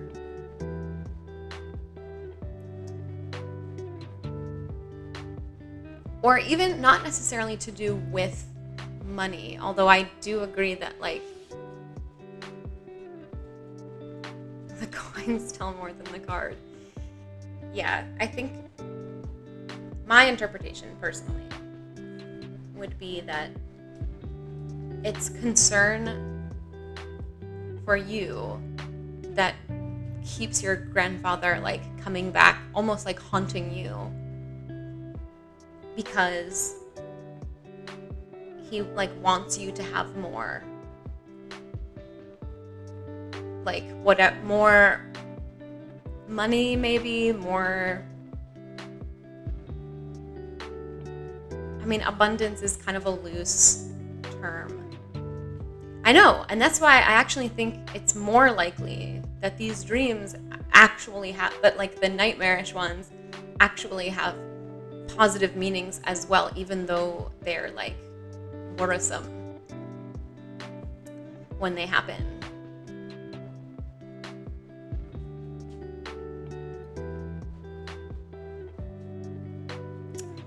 Or maybe, I mean, I don't know, maybe there's something regarding like your family's wealth or something that he like wants you to know. Yeah. Well, supposedly talking about it helps.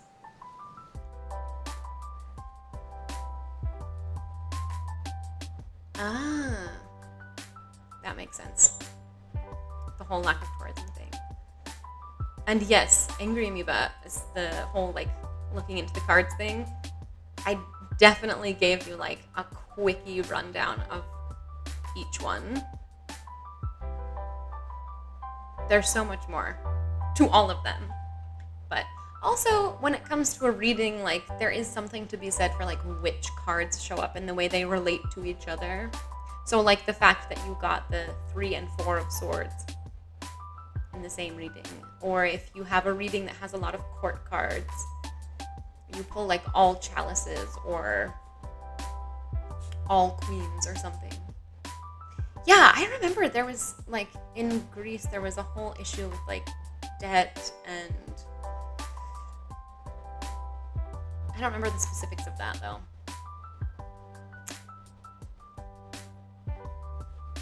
Well, it sounds like you have some continuing good dreams.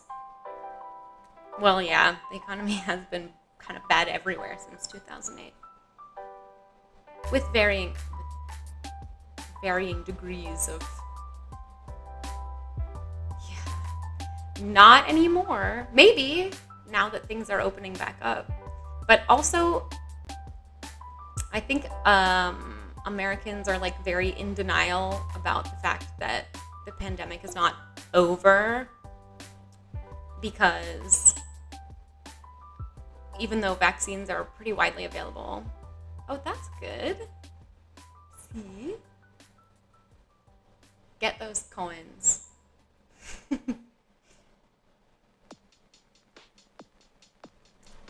But I've like a lot of the rest of the world is still shut down or still like feeling the effects hard. Delayed to 2011? What the hell were you supposed to do in the meantime without...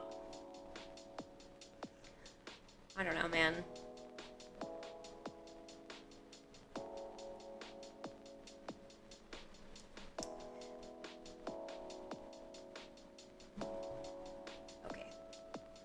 Don't mind me, I'm just refilling the wine glass. Oh, it didn't hit, like the crash didn't hit you till 2011. I see what you're saying now. I have watched so many documentaries about the 2008 economic crisis, and it is fucking criminal. I mean, I don't think there was ever any question as to like whether it was ethical business practices that caused the economic crash or not. But learning the details about it is just like so specifically frustrating and horrifying. Oh yes, do let me know. I love reading about shit like that. I don't know why. Crime and corruption.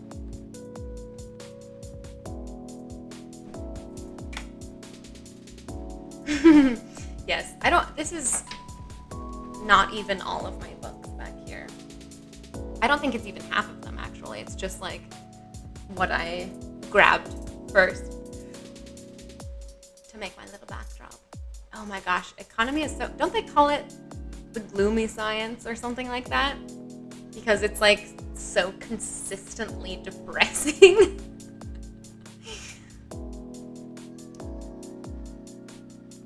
But it is super, super weird. The Freakonomics books and series, and I think they have a podcast now, is really interesting for that reason, because it kind of takes like... It looks at like these little things that take effect in ways that you... Oh, no worries. No worries at all. The Great Depression. Yes. How scientific is it, though? I feel like a lot of it is just, like, probabilities. So maybe mathematics. But compared to like chemistry, it's not very scientific at all, is it? I don't know. Maybe it is. I don't want to bash any economists, if there are economists in this stream. Oh, The Big Short. They made that into a movie, which I'm pretty sure I watched at some point. Yes. Mathematics. Precisely what I was getting at. I'm sure the book is better. The books are always better. They just have like more statistical analysis. Yes. Data science. I'm going to not do that, Frank. I already accept that I can't understand it. There's no need for me to hurt my brain. Try it. I don't know. I took one economics class in high school. But you know, they just teach you like, oh, supply and demand and the free market and capitalism is wonderful. So I don't know how like effective of an education it was, all things considered. I did okay. But self-teaching is way better, just in general. Yes, okay. I agree with that statement, but the problem is that now I have a job that requires me to ponder things I don't understand all day, every day, and so when... Oh, two conflicting events. Okay. We can do a 3-card poll on that. Yes. Just a moment. Okay. Okay, you have to decide in your head, Claw, which event is going to be A and which one is going to be B. I will refer to them as such during the reading. And you will know what they mean before I even do. Okay. I'm just gonna shuffle a little more. I feel like it needs it. I've done more tarot readings tonight than I have in the past 2 years. I don't even read for myself that often anymore. And I used to always do a tarot spread for every most full moons and new moons. I haven't actually celebrated a full moon in a while. I just get so tired. I'm just so tired all the time. I don't want to stay up and howl things at the moon. It definitely depends on my mood, but I like to think I'm a mostly good witch. Okay, all right, I'm almost done with the shuffle.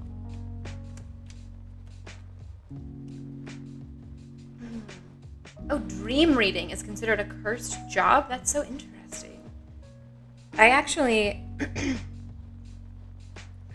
was briefly involved with a guy from the Dominican Republic whose family were dream walkers, and his mother, the females, the women in his family were able to channel different spirits from the land that their home was built on. So that was pretty wild. He seemed pretty cursed to me.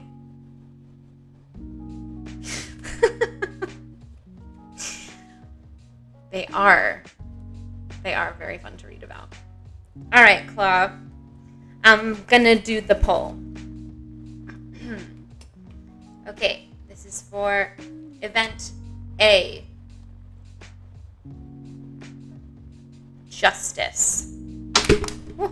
Justice is like fairness and like everyone gets what's coming to them. Consequences. Event B, the Four of Chalices. I actually need to look that one up. That sounds terrible. 0 out of 10. Would not recommend to a friend. Okay.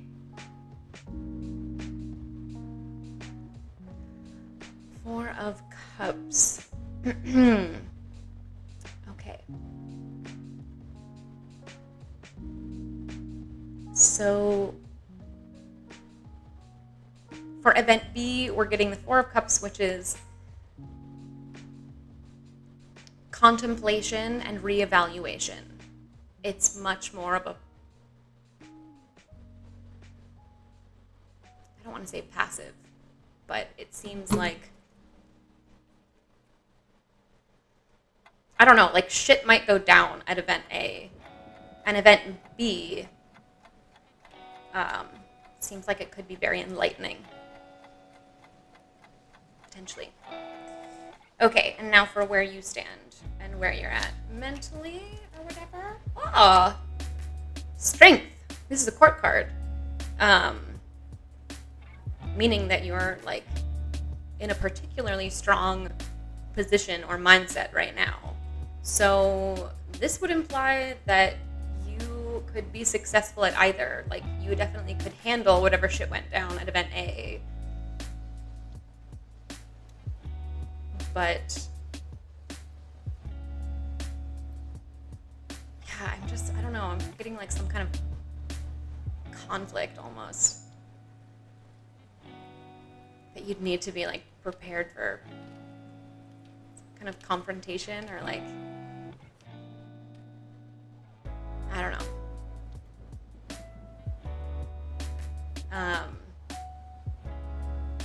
I guess as regards event B and the like more contemplative nature of it, it might like strength may be required for the like an inner strength for the kind of insights that it's going to bring about, but that feels very secondary to me. So let me see if there's anything else about the Justice card that needs to be said.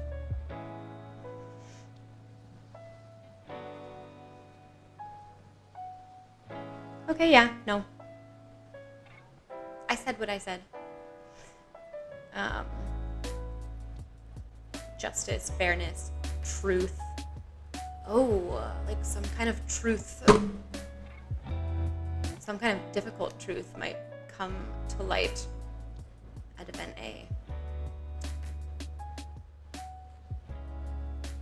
But again, whichever you choose, you have the strength to not just survive it, but learn from it and grow from it. So don't let the idea of conflict stop you.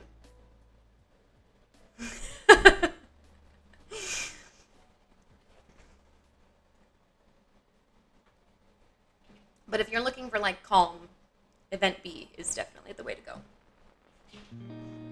Or something that's going to be like easy and more chill.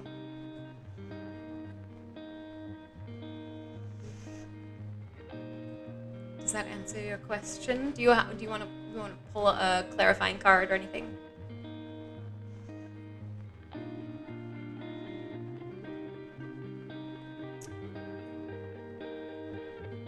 Okay. Any specific question you want to ask for the clarifying card? A fortune-telling hag. That's my dream job.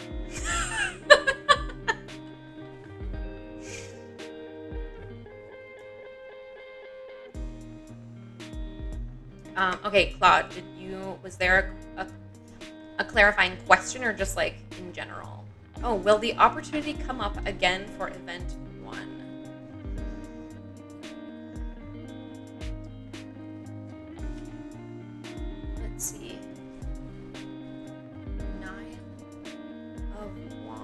Wands.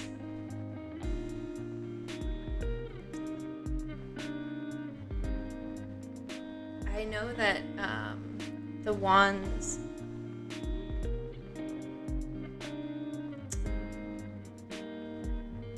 the Suite of Wands has to do with like action and creativity. I don't know why this is so blown out.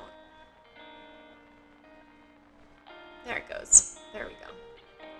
So pretty. I fucking love this deck. It's so gorgeous. So, okay. The Nine of Wands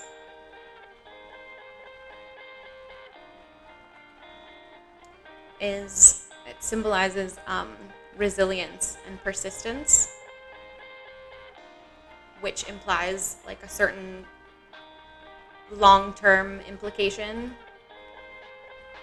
because you don't persevere through short-term things. So I would guess from this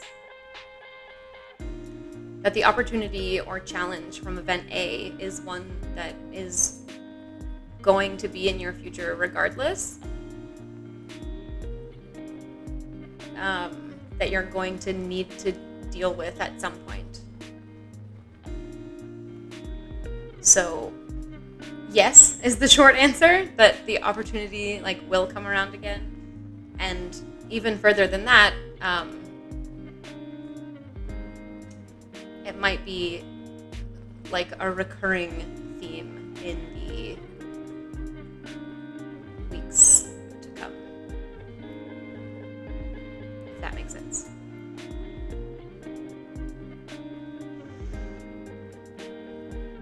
You're welcome. Hopefully that was enlightening. Even a little bit.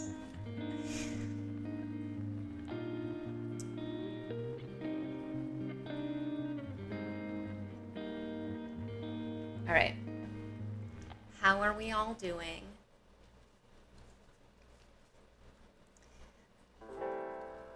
Do we have any other takers for tarot readings?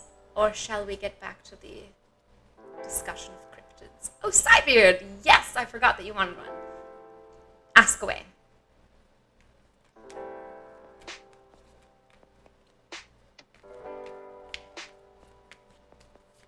Also, is this going to be a 3-card pull or just a single one-shot kind of deal?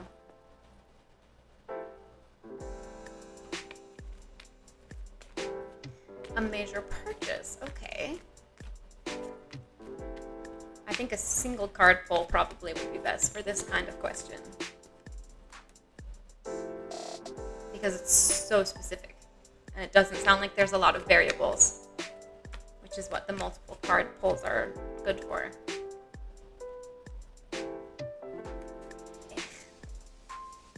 Another camel. I'm sorry, I feel like I've missed something here. Are you referring to those hiking water backpacks?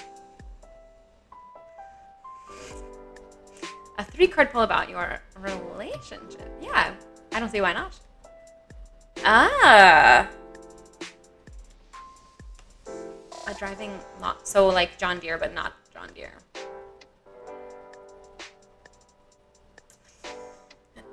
Okay. The thing that you're considering buying. Huh. Interesting. Okay. Just so we're clear.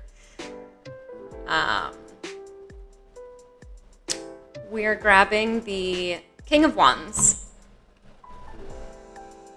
which also a positive card, implies that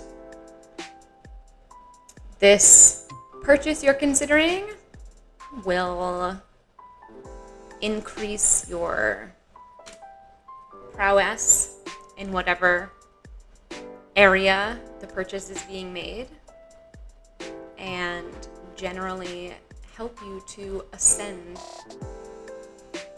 to a higher version of yourself, maybe? Let me King of Wands specifically.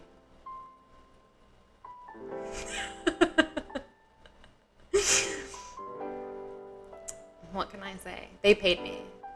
Just whatever the company is of the product. Because I know wands are also like creativity and vision. Oh, it also mentions like entrepreneurship. So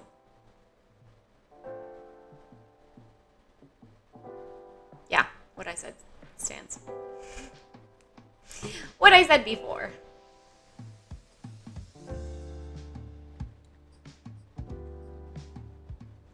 All right. Purchases nothing. Well, that is a pity.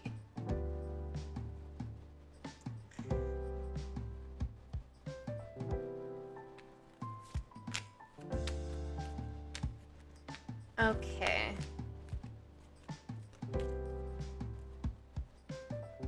Now I think Panajotis wanted a...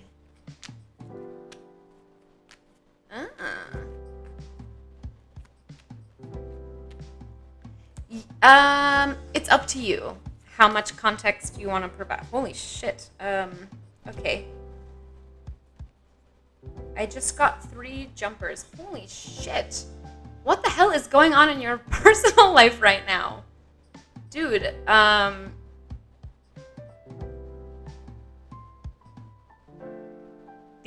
this is a huge turning point for you, whatever you're going through.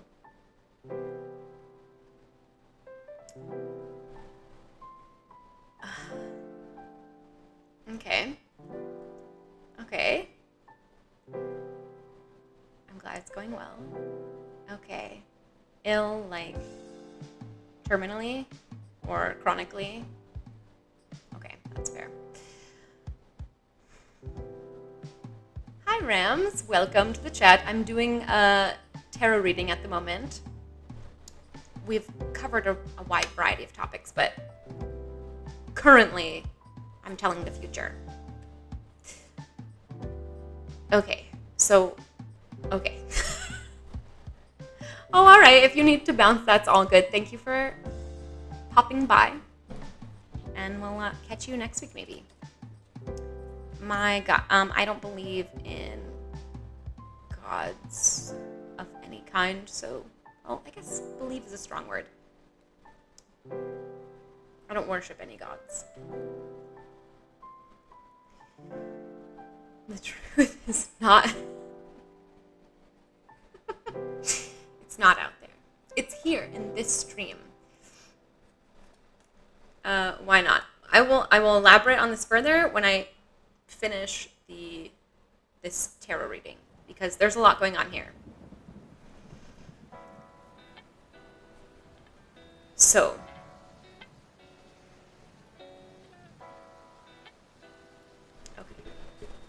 these all 3 jumped. They were jumpers, which means, like, while you're shuffling, sometimes a card, like, pops out, gets caught on something, and, like, ends up flying out of the deck.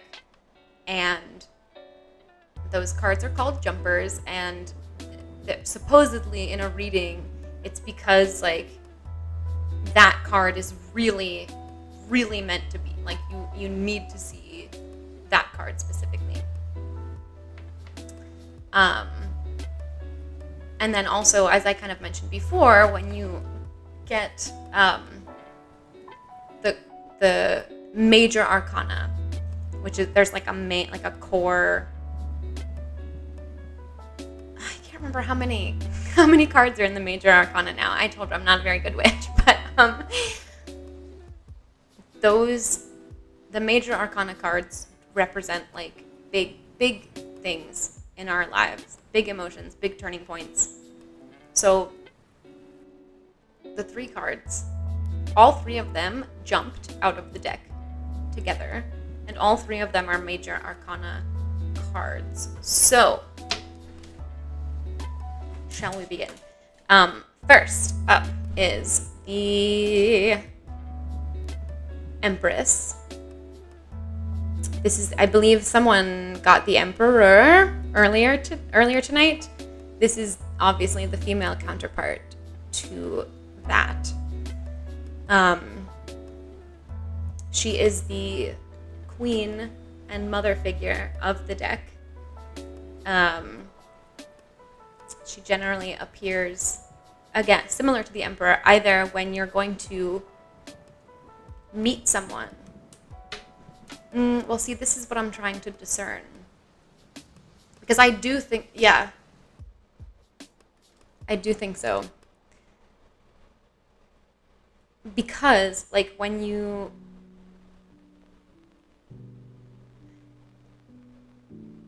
The Empress is saying, like, tells you that someone with that kind of energy, or who's going to play that kind of role, has entered or is entering into your life. So I would assume it was about the newer relationship.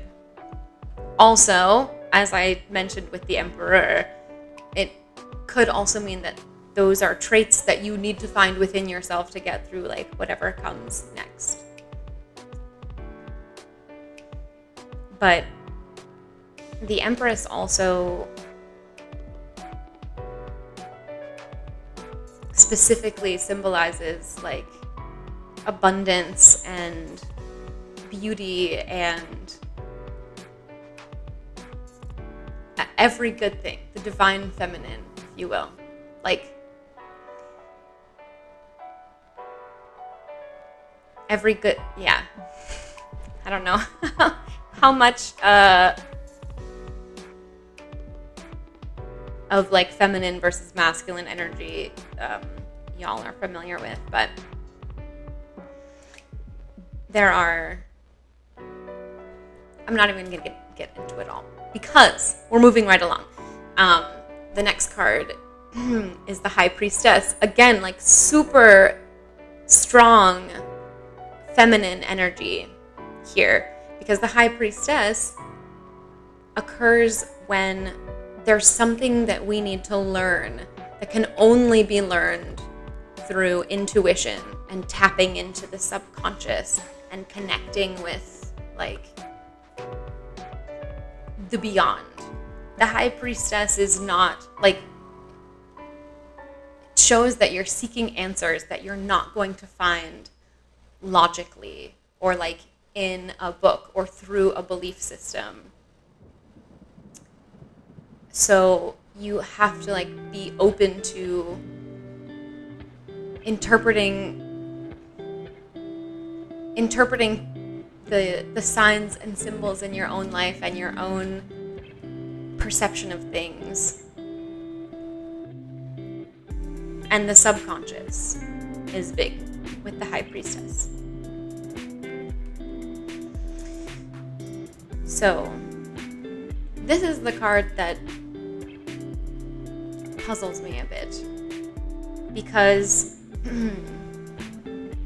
this is the wheel of fortune, the proverbial wheel of fortune, which, as you may know, in Shakespeare's time, everyone believed that your life was lived on a wheel, and eventually it will turn. Whether you're up or you're down, the wheel of fortune continues to turn. So, not quite. It's more so, yeah.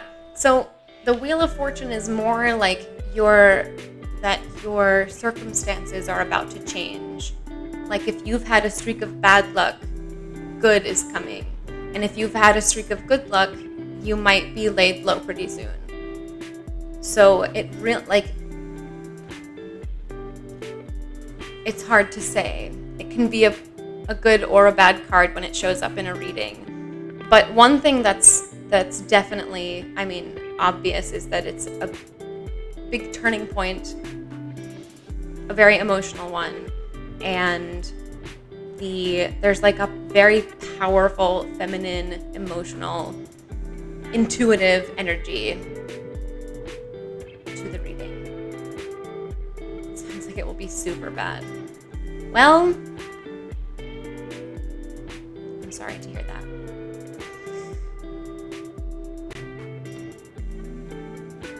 I wish there was something that I could say that was reassuring or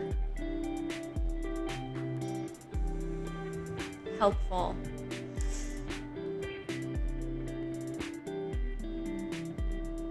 But do you want a... Yes. Yes, but more so than a lesson to be learned, the High Priestess is about, like, tapping into the beyond and trusting yourself and, like, being receptive. Try to make the most of it. Enjoy, like, where you're at in the wheel before it turns. Or...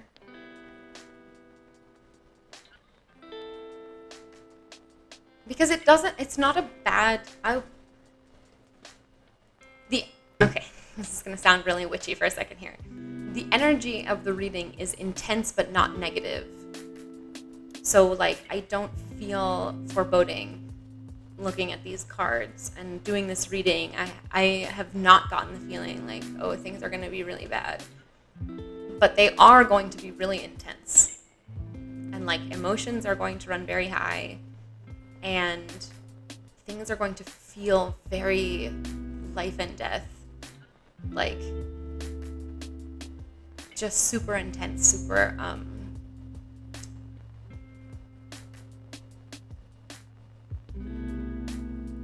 I don't even know what another word, but it doesn't necessarily mean bad. I mean, on the contrary, this is like seeing the Empress and the High Priestess in the same reading is a beautiful thing that implies like something really special is happening. So,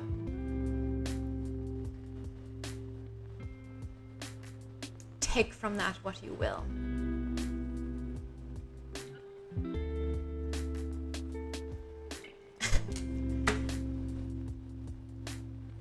Yeah, well, I mean, I can see that in the Empress.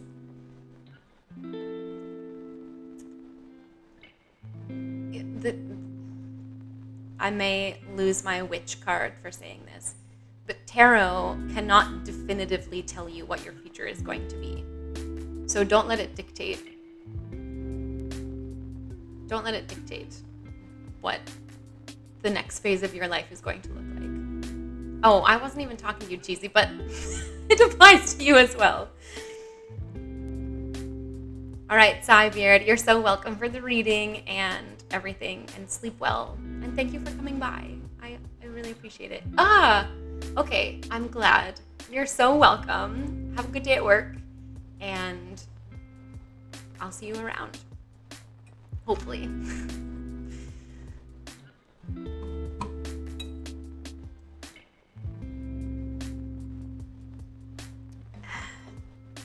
All right. Who's next?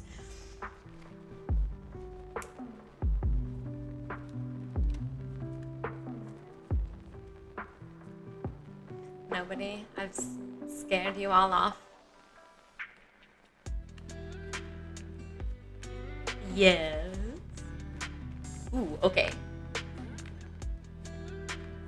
Okay. Yes, Frank, I will.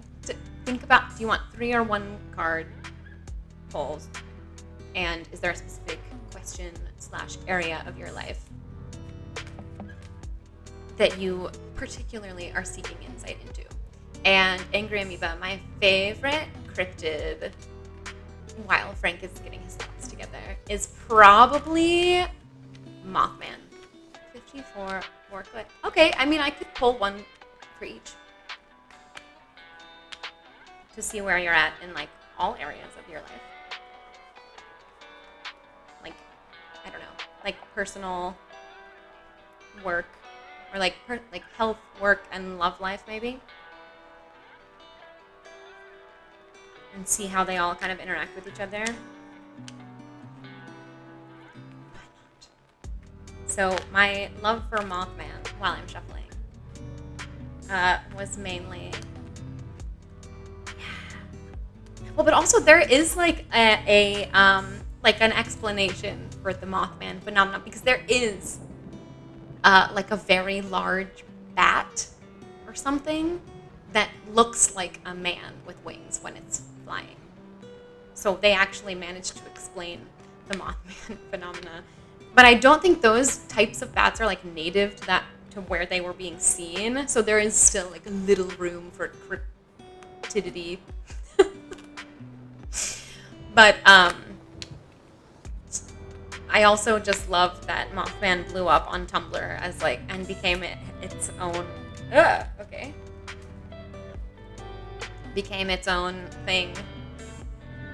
Its own little like meme. I've seen so much Mothman art over during my time on Tumblr.com.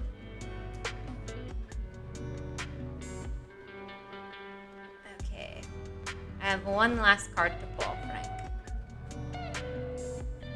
And then I will tell you all things.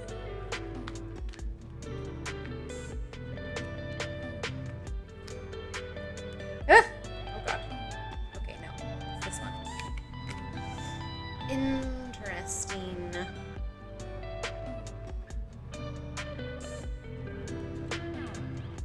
Okay. So, for your personal health and wellness, we got the Devil, which is actually one of my favorite cards because the Devil in tarot does not symbolize like Christian Satan. It symbolizes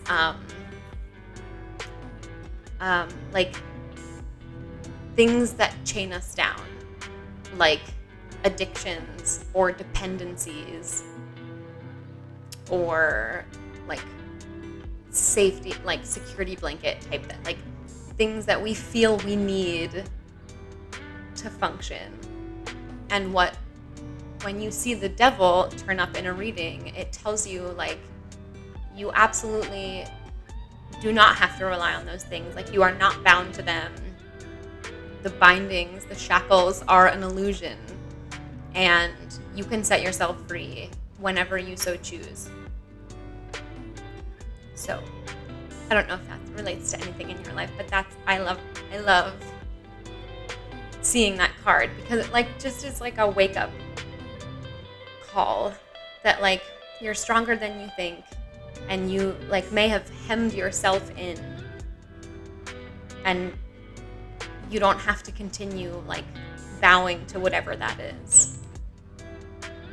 Maybe.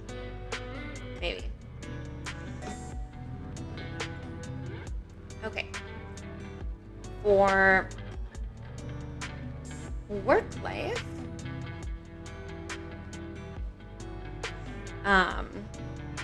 we got the Queen of Chalices, which is, oh god, yeah, I can get it to focus on this. Yeah, it's a gorgeous card. So the Queen of Cups or Chalices is I love her because she is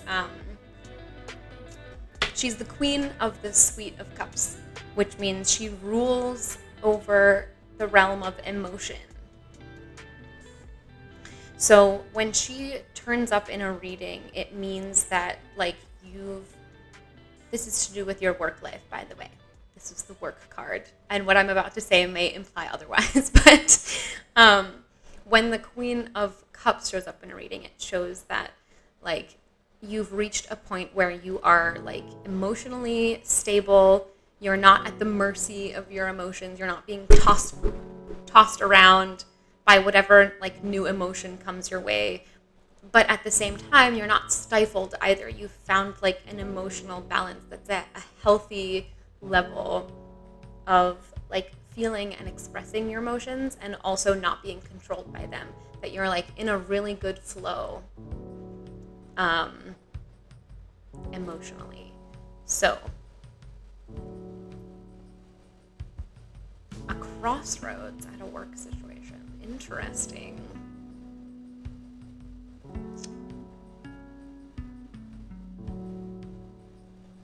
Well, okay. As for your love life, supposedly, we are... Well, okay, so maybe if you're at a crossroads, seeing the Queen of Cups is more like to trust yourself not to be overly emotional, or to trust whatever it is that you're feeling. Know that it's not extreme in one direction or the other.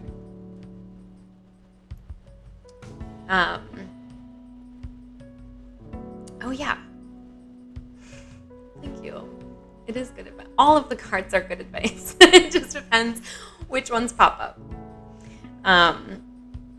So for your love life, I pulled the Four of Cups again, and I know it's not because I didn't shuffle, because I did shuffle quite a bit. But she popped up again. This card implies a need for meditation, rest, and contemplation. So, yes, exactly. So there may have been some kind of incident or something that you're still processing or working through, and you should complete that process of learning what there is to learn from your past situations before moving forward.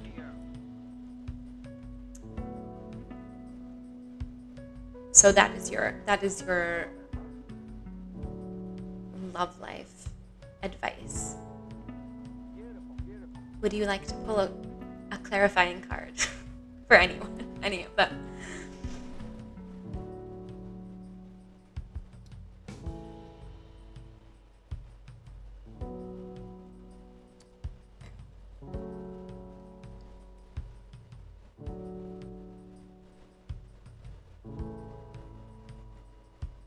Learning from the past is very good. Now, there also are times when you're welcome. You're so welcome. There are also cards in the deck that are about not dwelling on the past. So, I don't know, maybe there is something to why certain cards appear at certain times. Who am I to say?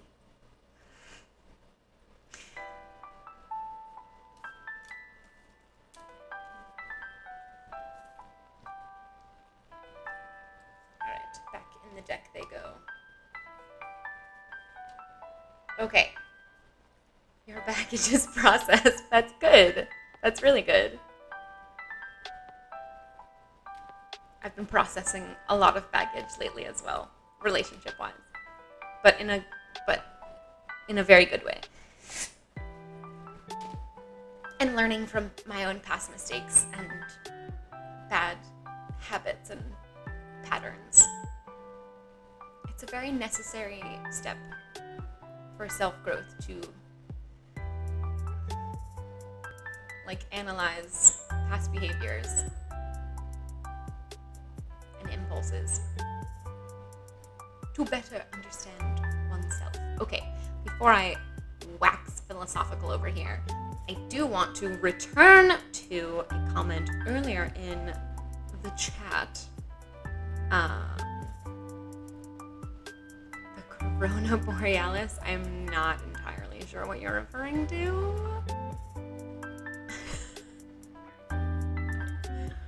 But, oh, no, it's the Scorpio constellation. My shoulder's so burnt. Because my moon is in Scorpio. So I got a moon in Scorpio on my shoulder. The night I was born, it was a waning crescent moon in Scorpio. I actually don't even know what that constellation looks like, so. Okay, for some reason my fucking chat isn't loading. Philosophy is the greatest survival tool for life. A lime wedge? Oh, you mean the crescent moon. I was like, in what way does the Scorpio constellation resemble a lime wedge? Please explain.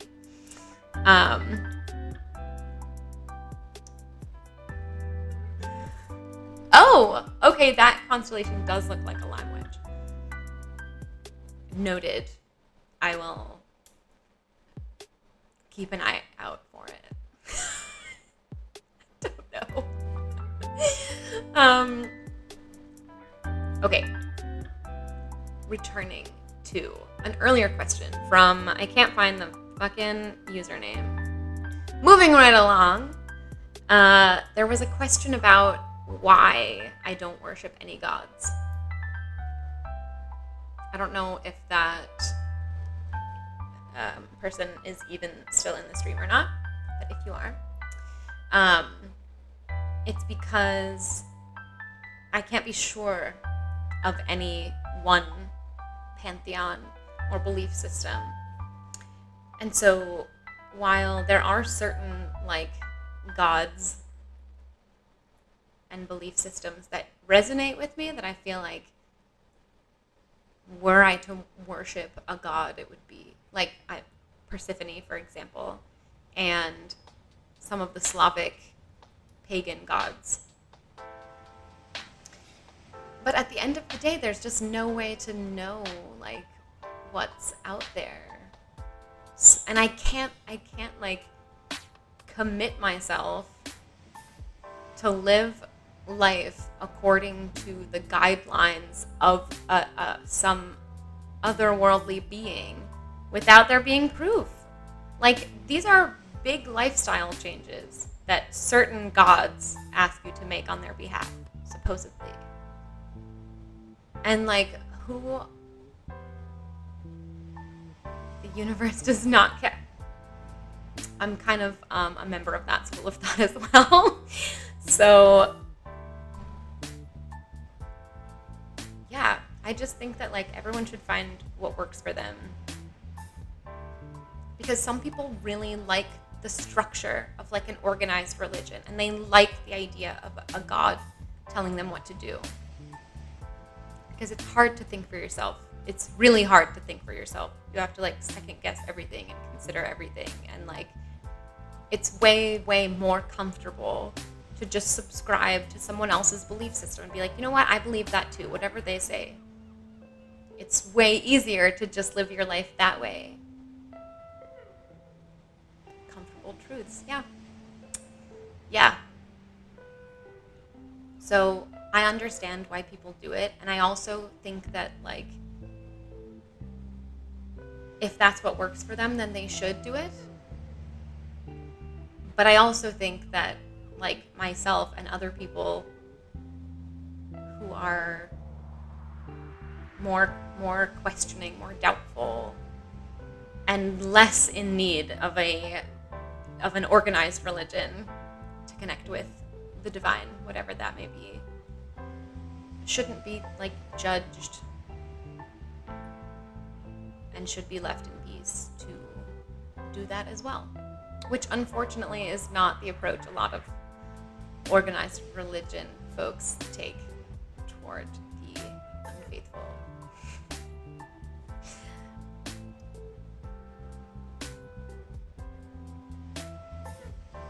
So yes, that's why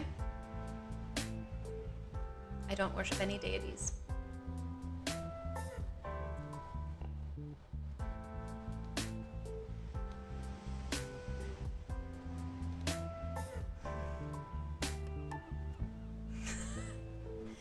Were there any other questions about cryptid? Actually, we're winding down. We're in the last like 10 minutes-ish. Since I'm only doing 3-hour streams these days in an attempt to maintain my sanity and sleep schedule. But it's been really lovely having you all. And the people who logged off already, if you watch this later, it was great having you too. Yes, many religions do have, that's the thing, is like you can't just throw the baby out with the bathwater when it comes to organized religion. A lot of that stuff is based on shit that really does work. Oh my gosh, well, I'm glad you joined in today. Angry Amoeba, we are happy to have you. I'm very happy to have you. And I'm glad that my Twitter enticed you to stream. But yeah, a lot of organized religion is based on like very sound philosophical and psychological theories and like truths. And so it's hard. You can't just like completely be, well, so like for me, I was raised incredibly devoutly Catholic, like fanatically Catholic, like not church on Sundays, church every day. I really like that idea a lot, actually. Because who is just, maybe they are. But even as I've like, my spirituality has evolved away from Catholicism and Christianity, I really like that theory. I know what rabbit hole I'm climbing down next. There are a lot of similarities between major religions because religion like fulfills a certain need in people, and it's like a specific need. So when you get down to brass tacks, there's not a ton of variation because religion like serves a purpose in the human psyche.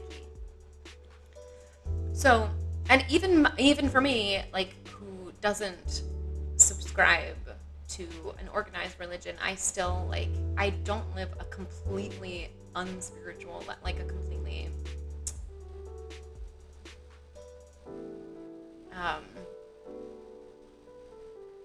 like obviously I still believe in stuff, and I still in my own way attempt to like connect with the other side, whatever's out there, try to understand things better. And there are certain aspects of Catholicism that, like, I, to this day, believe to be very true.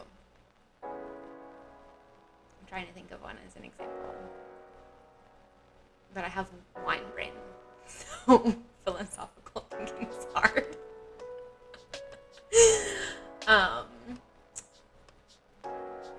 See, now all that's coming to mind are the fucked up ones that I had to like let go of. There's lots of those. I was just recently talking to someone about how like in the Catholic faith they teach this certain thing and that's actually really true.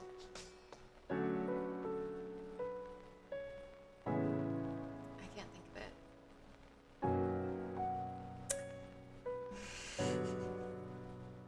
it. Sorry, Catholicism.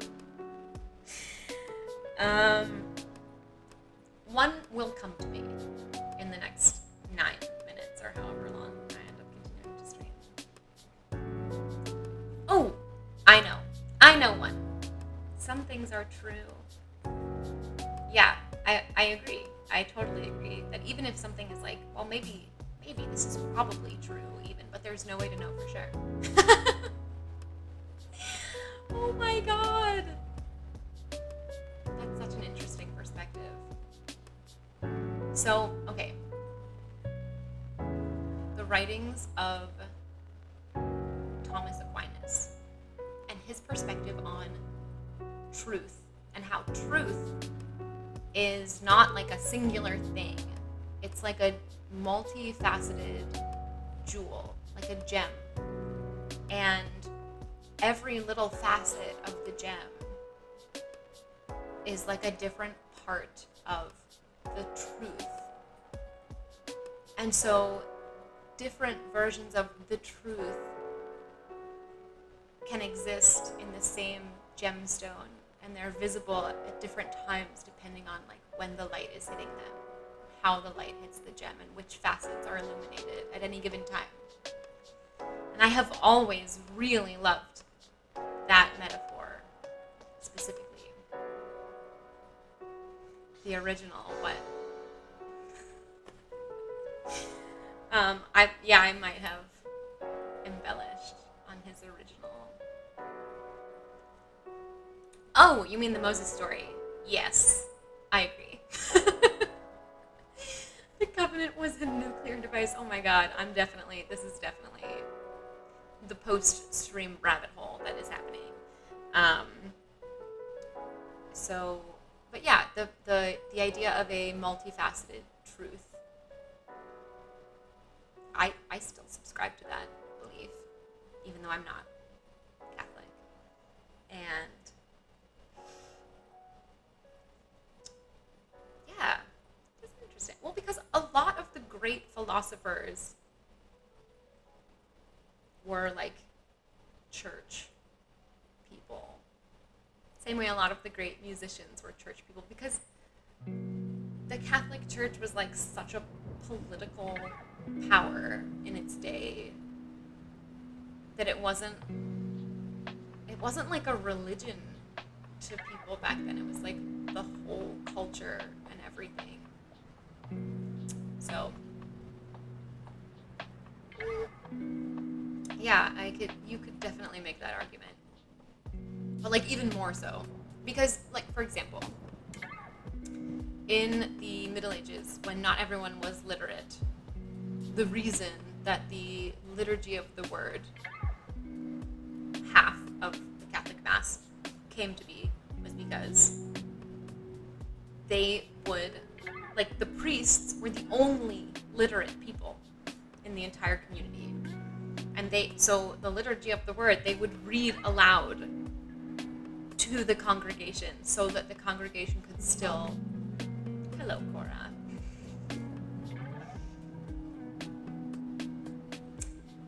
So that the congregation could absorb, like, the texts, the biblical texts, without having to read. So it accomplished two things, actually. Providing in Latin, yeah, that's true, actually. Well, true in like the more modern era. But there was a time when Latin was like spoken. So I don't know like what the overlap is though, dates wise. But regardless, reading pieces of the Bible during the Mass accomplished both exposing the congregation to like this specific literature, this like an indoctrination almost into the Catholic belief system. Look how cute my cat is. Coradora. What are you doing?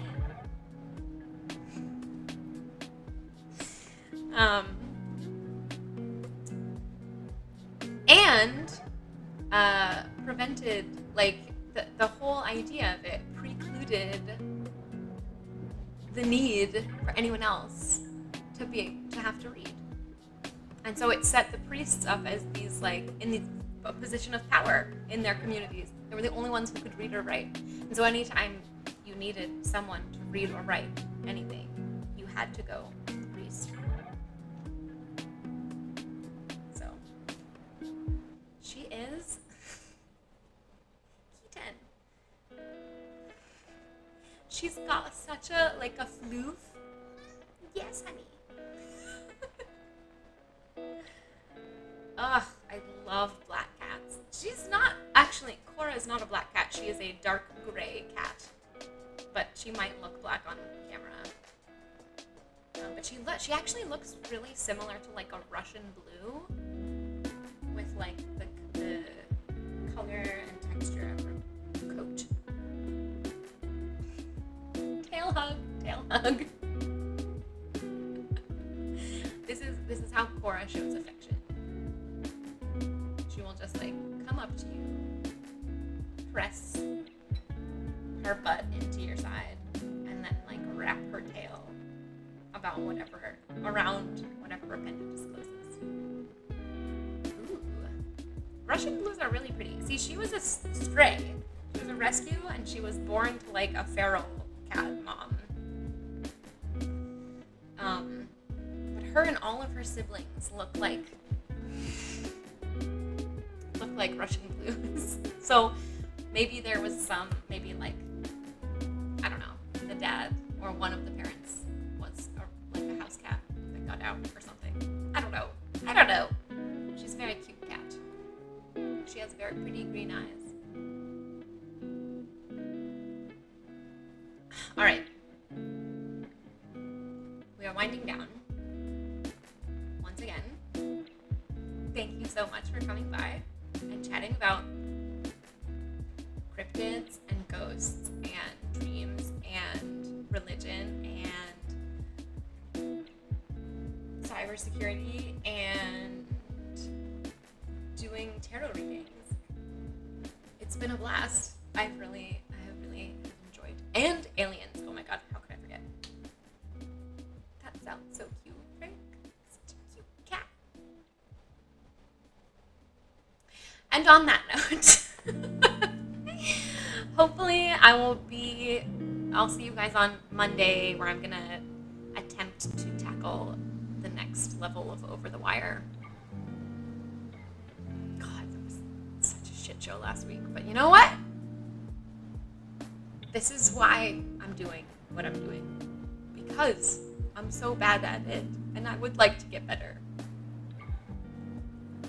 Just broadcasting Over the Wire Bandit. Just broadcasting my failures to the world, so that, oh my god, Frank, go to bed. That's insane. Thank you for staying up so late / early to watch the stream. I've really enjoyed having you on. No, you!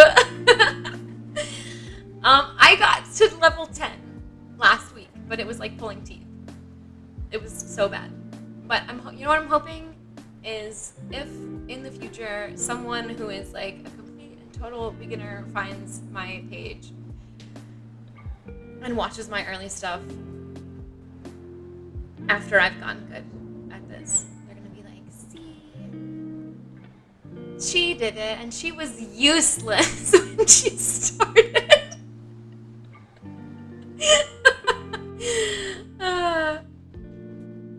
Yeah, I could see that actually with the like Linux navigational commands. So we'll see. I may like tough it out, or I might switch platforms, but I will continue to do capture the flags on Monday regardless, just to hold myself accountable to that kind of offensive security growth.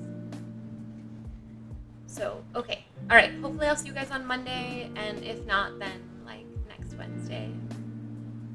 If you have ideas of like something else supernatural that you would like to discuss next week, or that you think would be a good topic, like tweet them at me. My socials are all Hacker Witch with a 3. So hit me up wherever. And the summary, I probably will tweet about it. So stay tuned, and I'll see you guys next week. Thank you again for joining.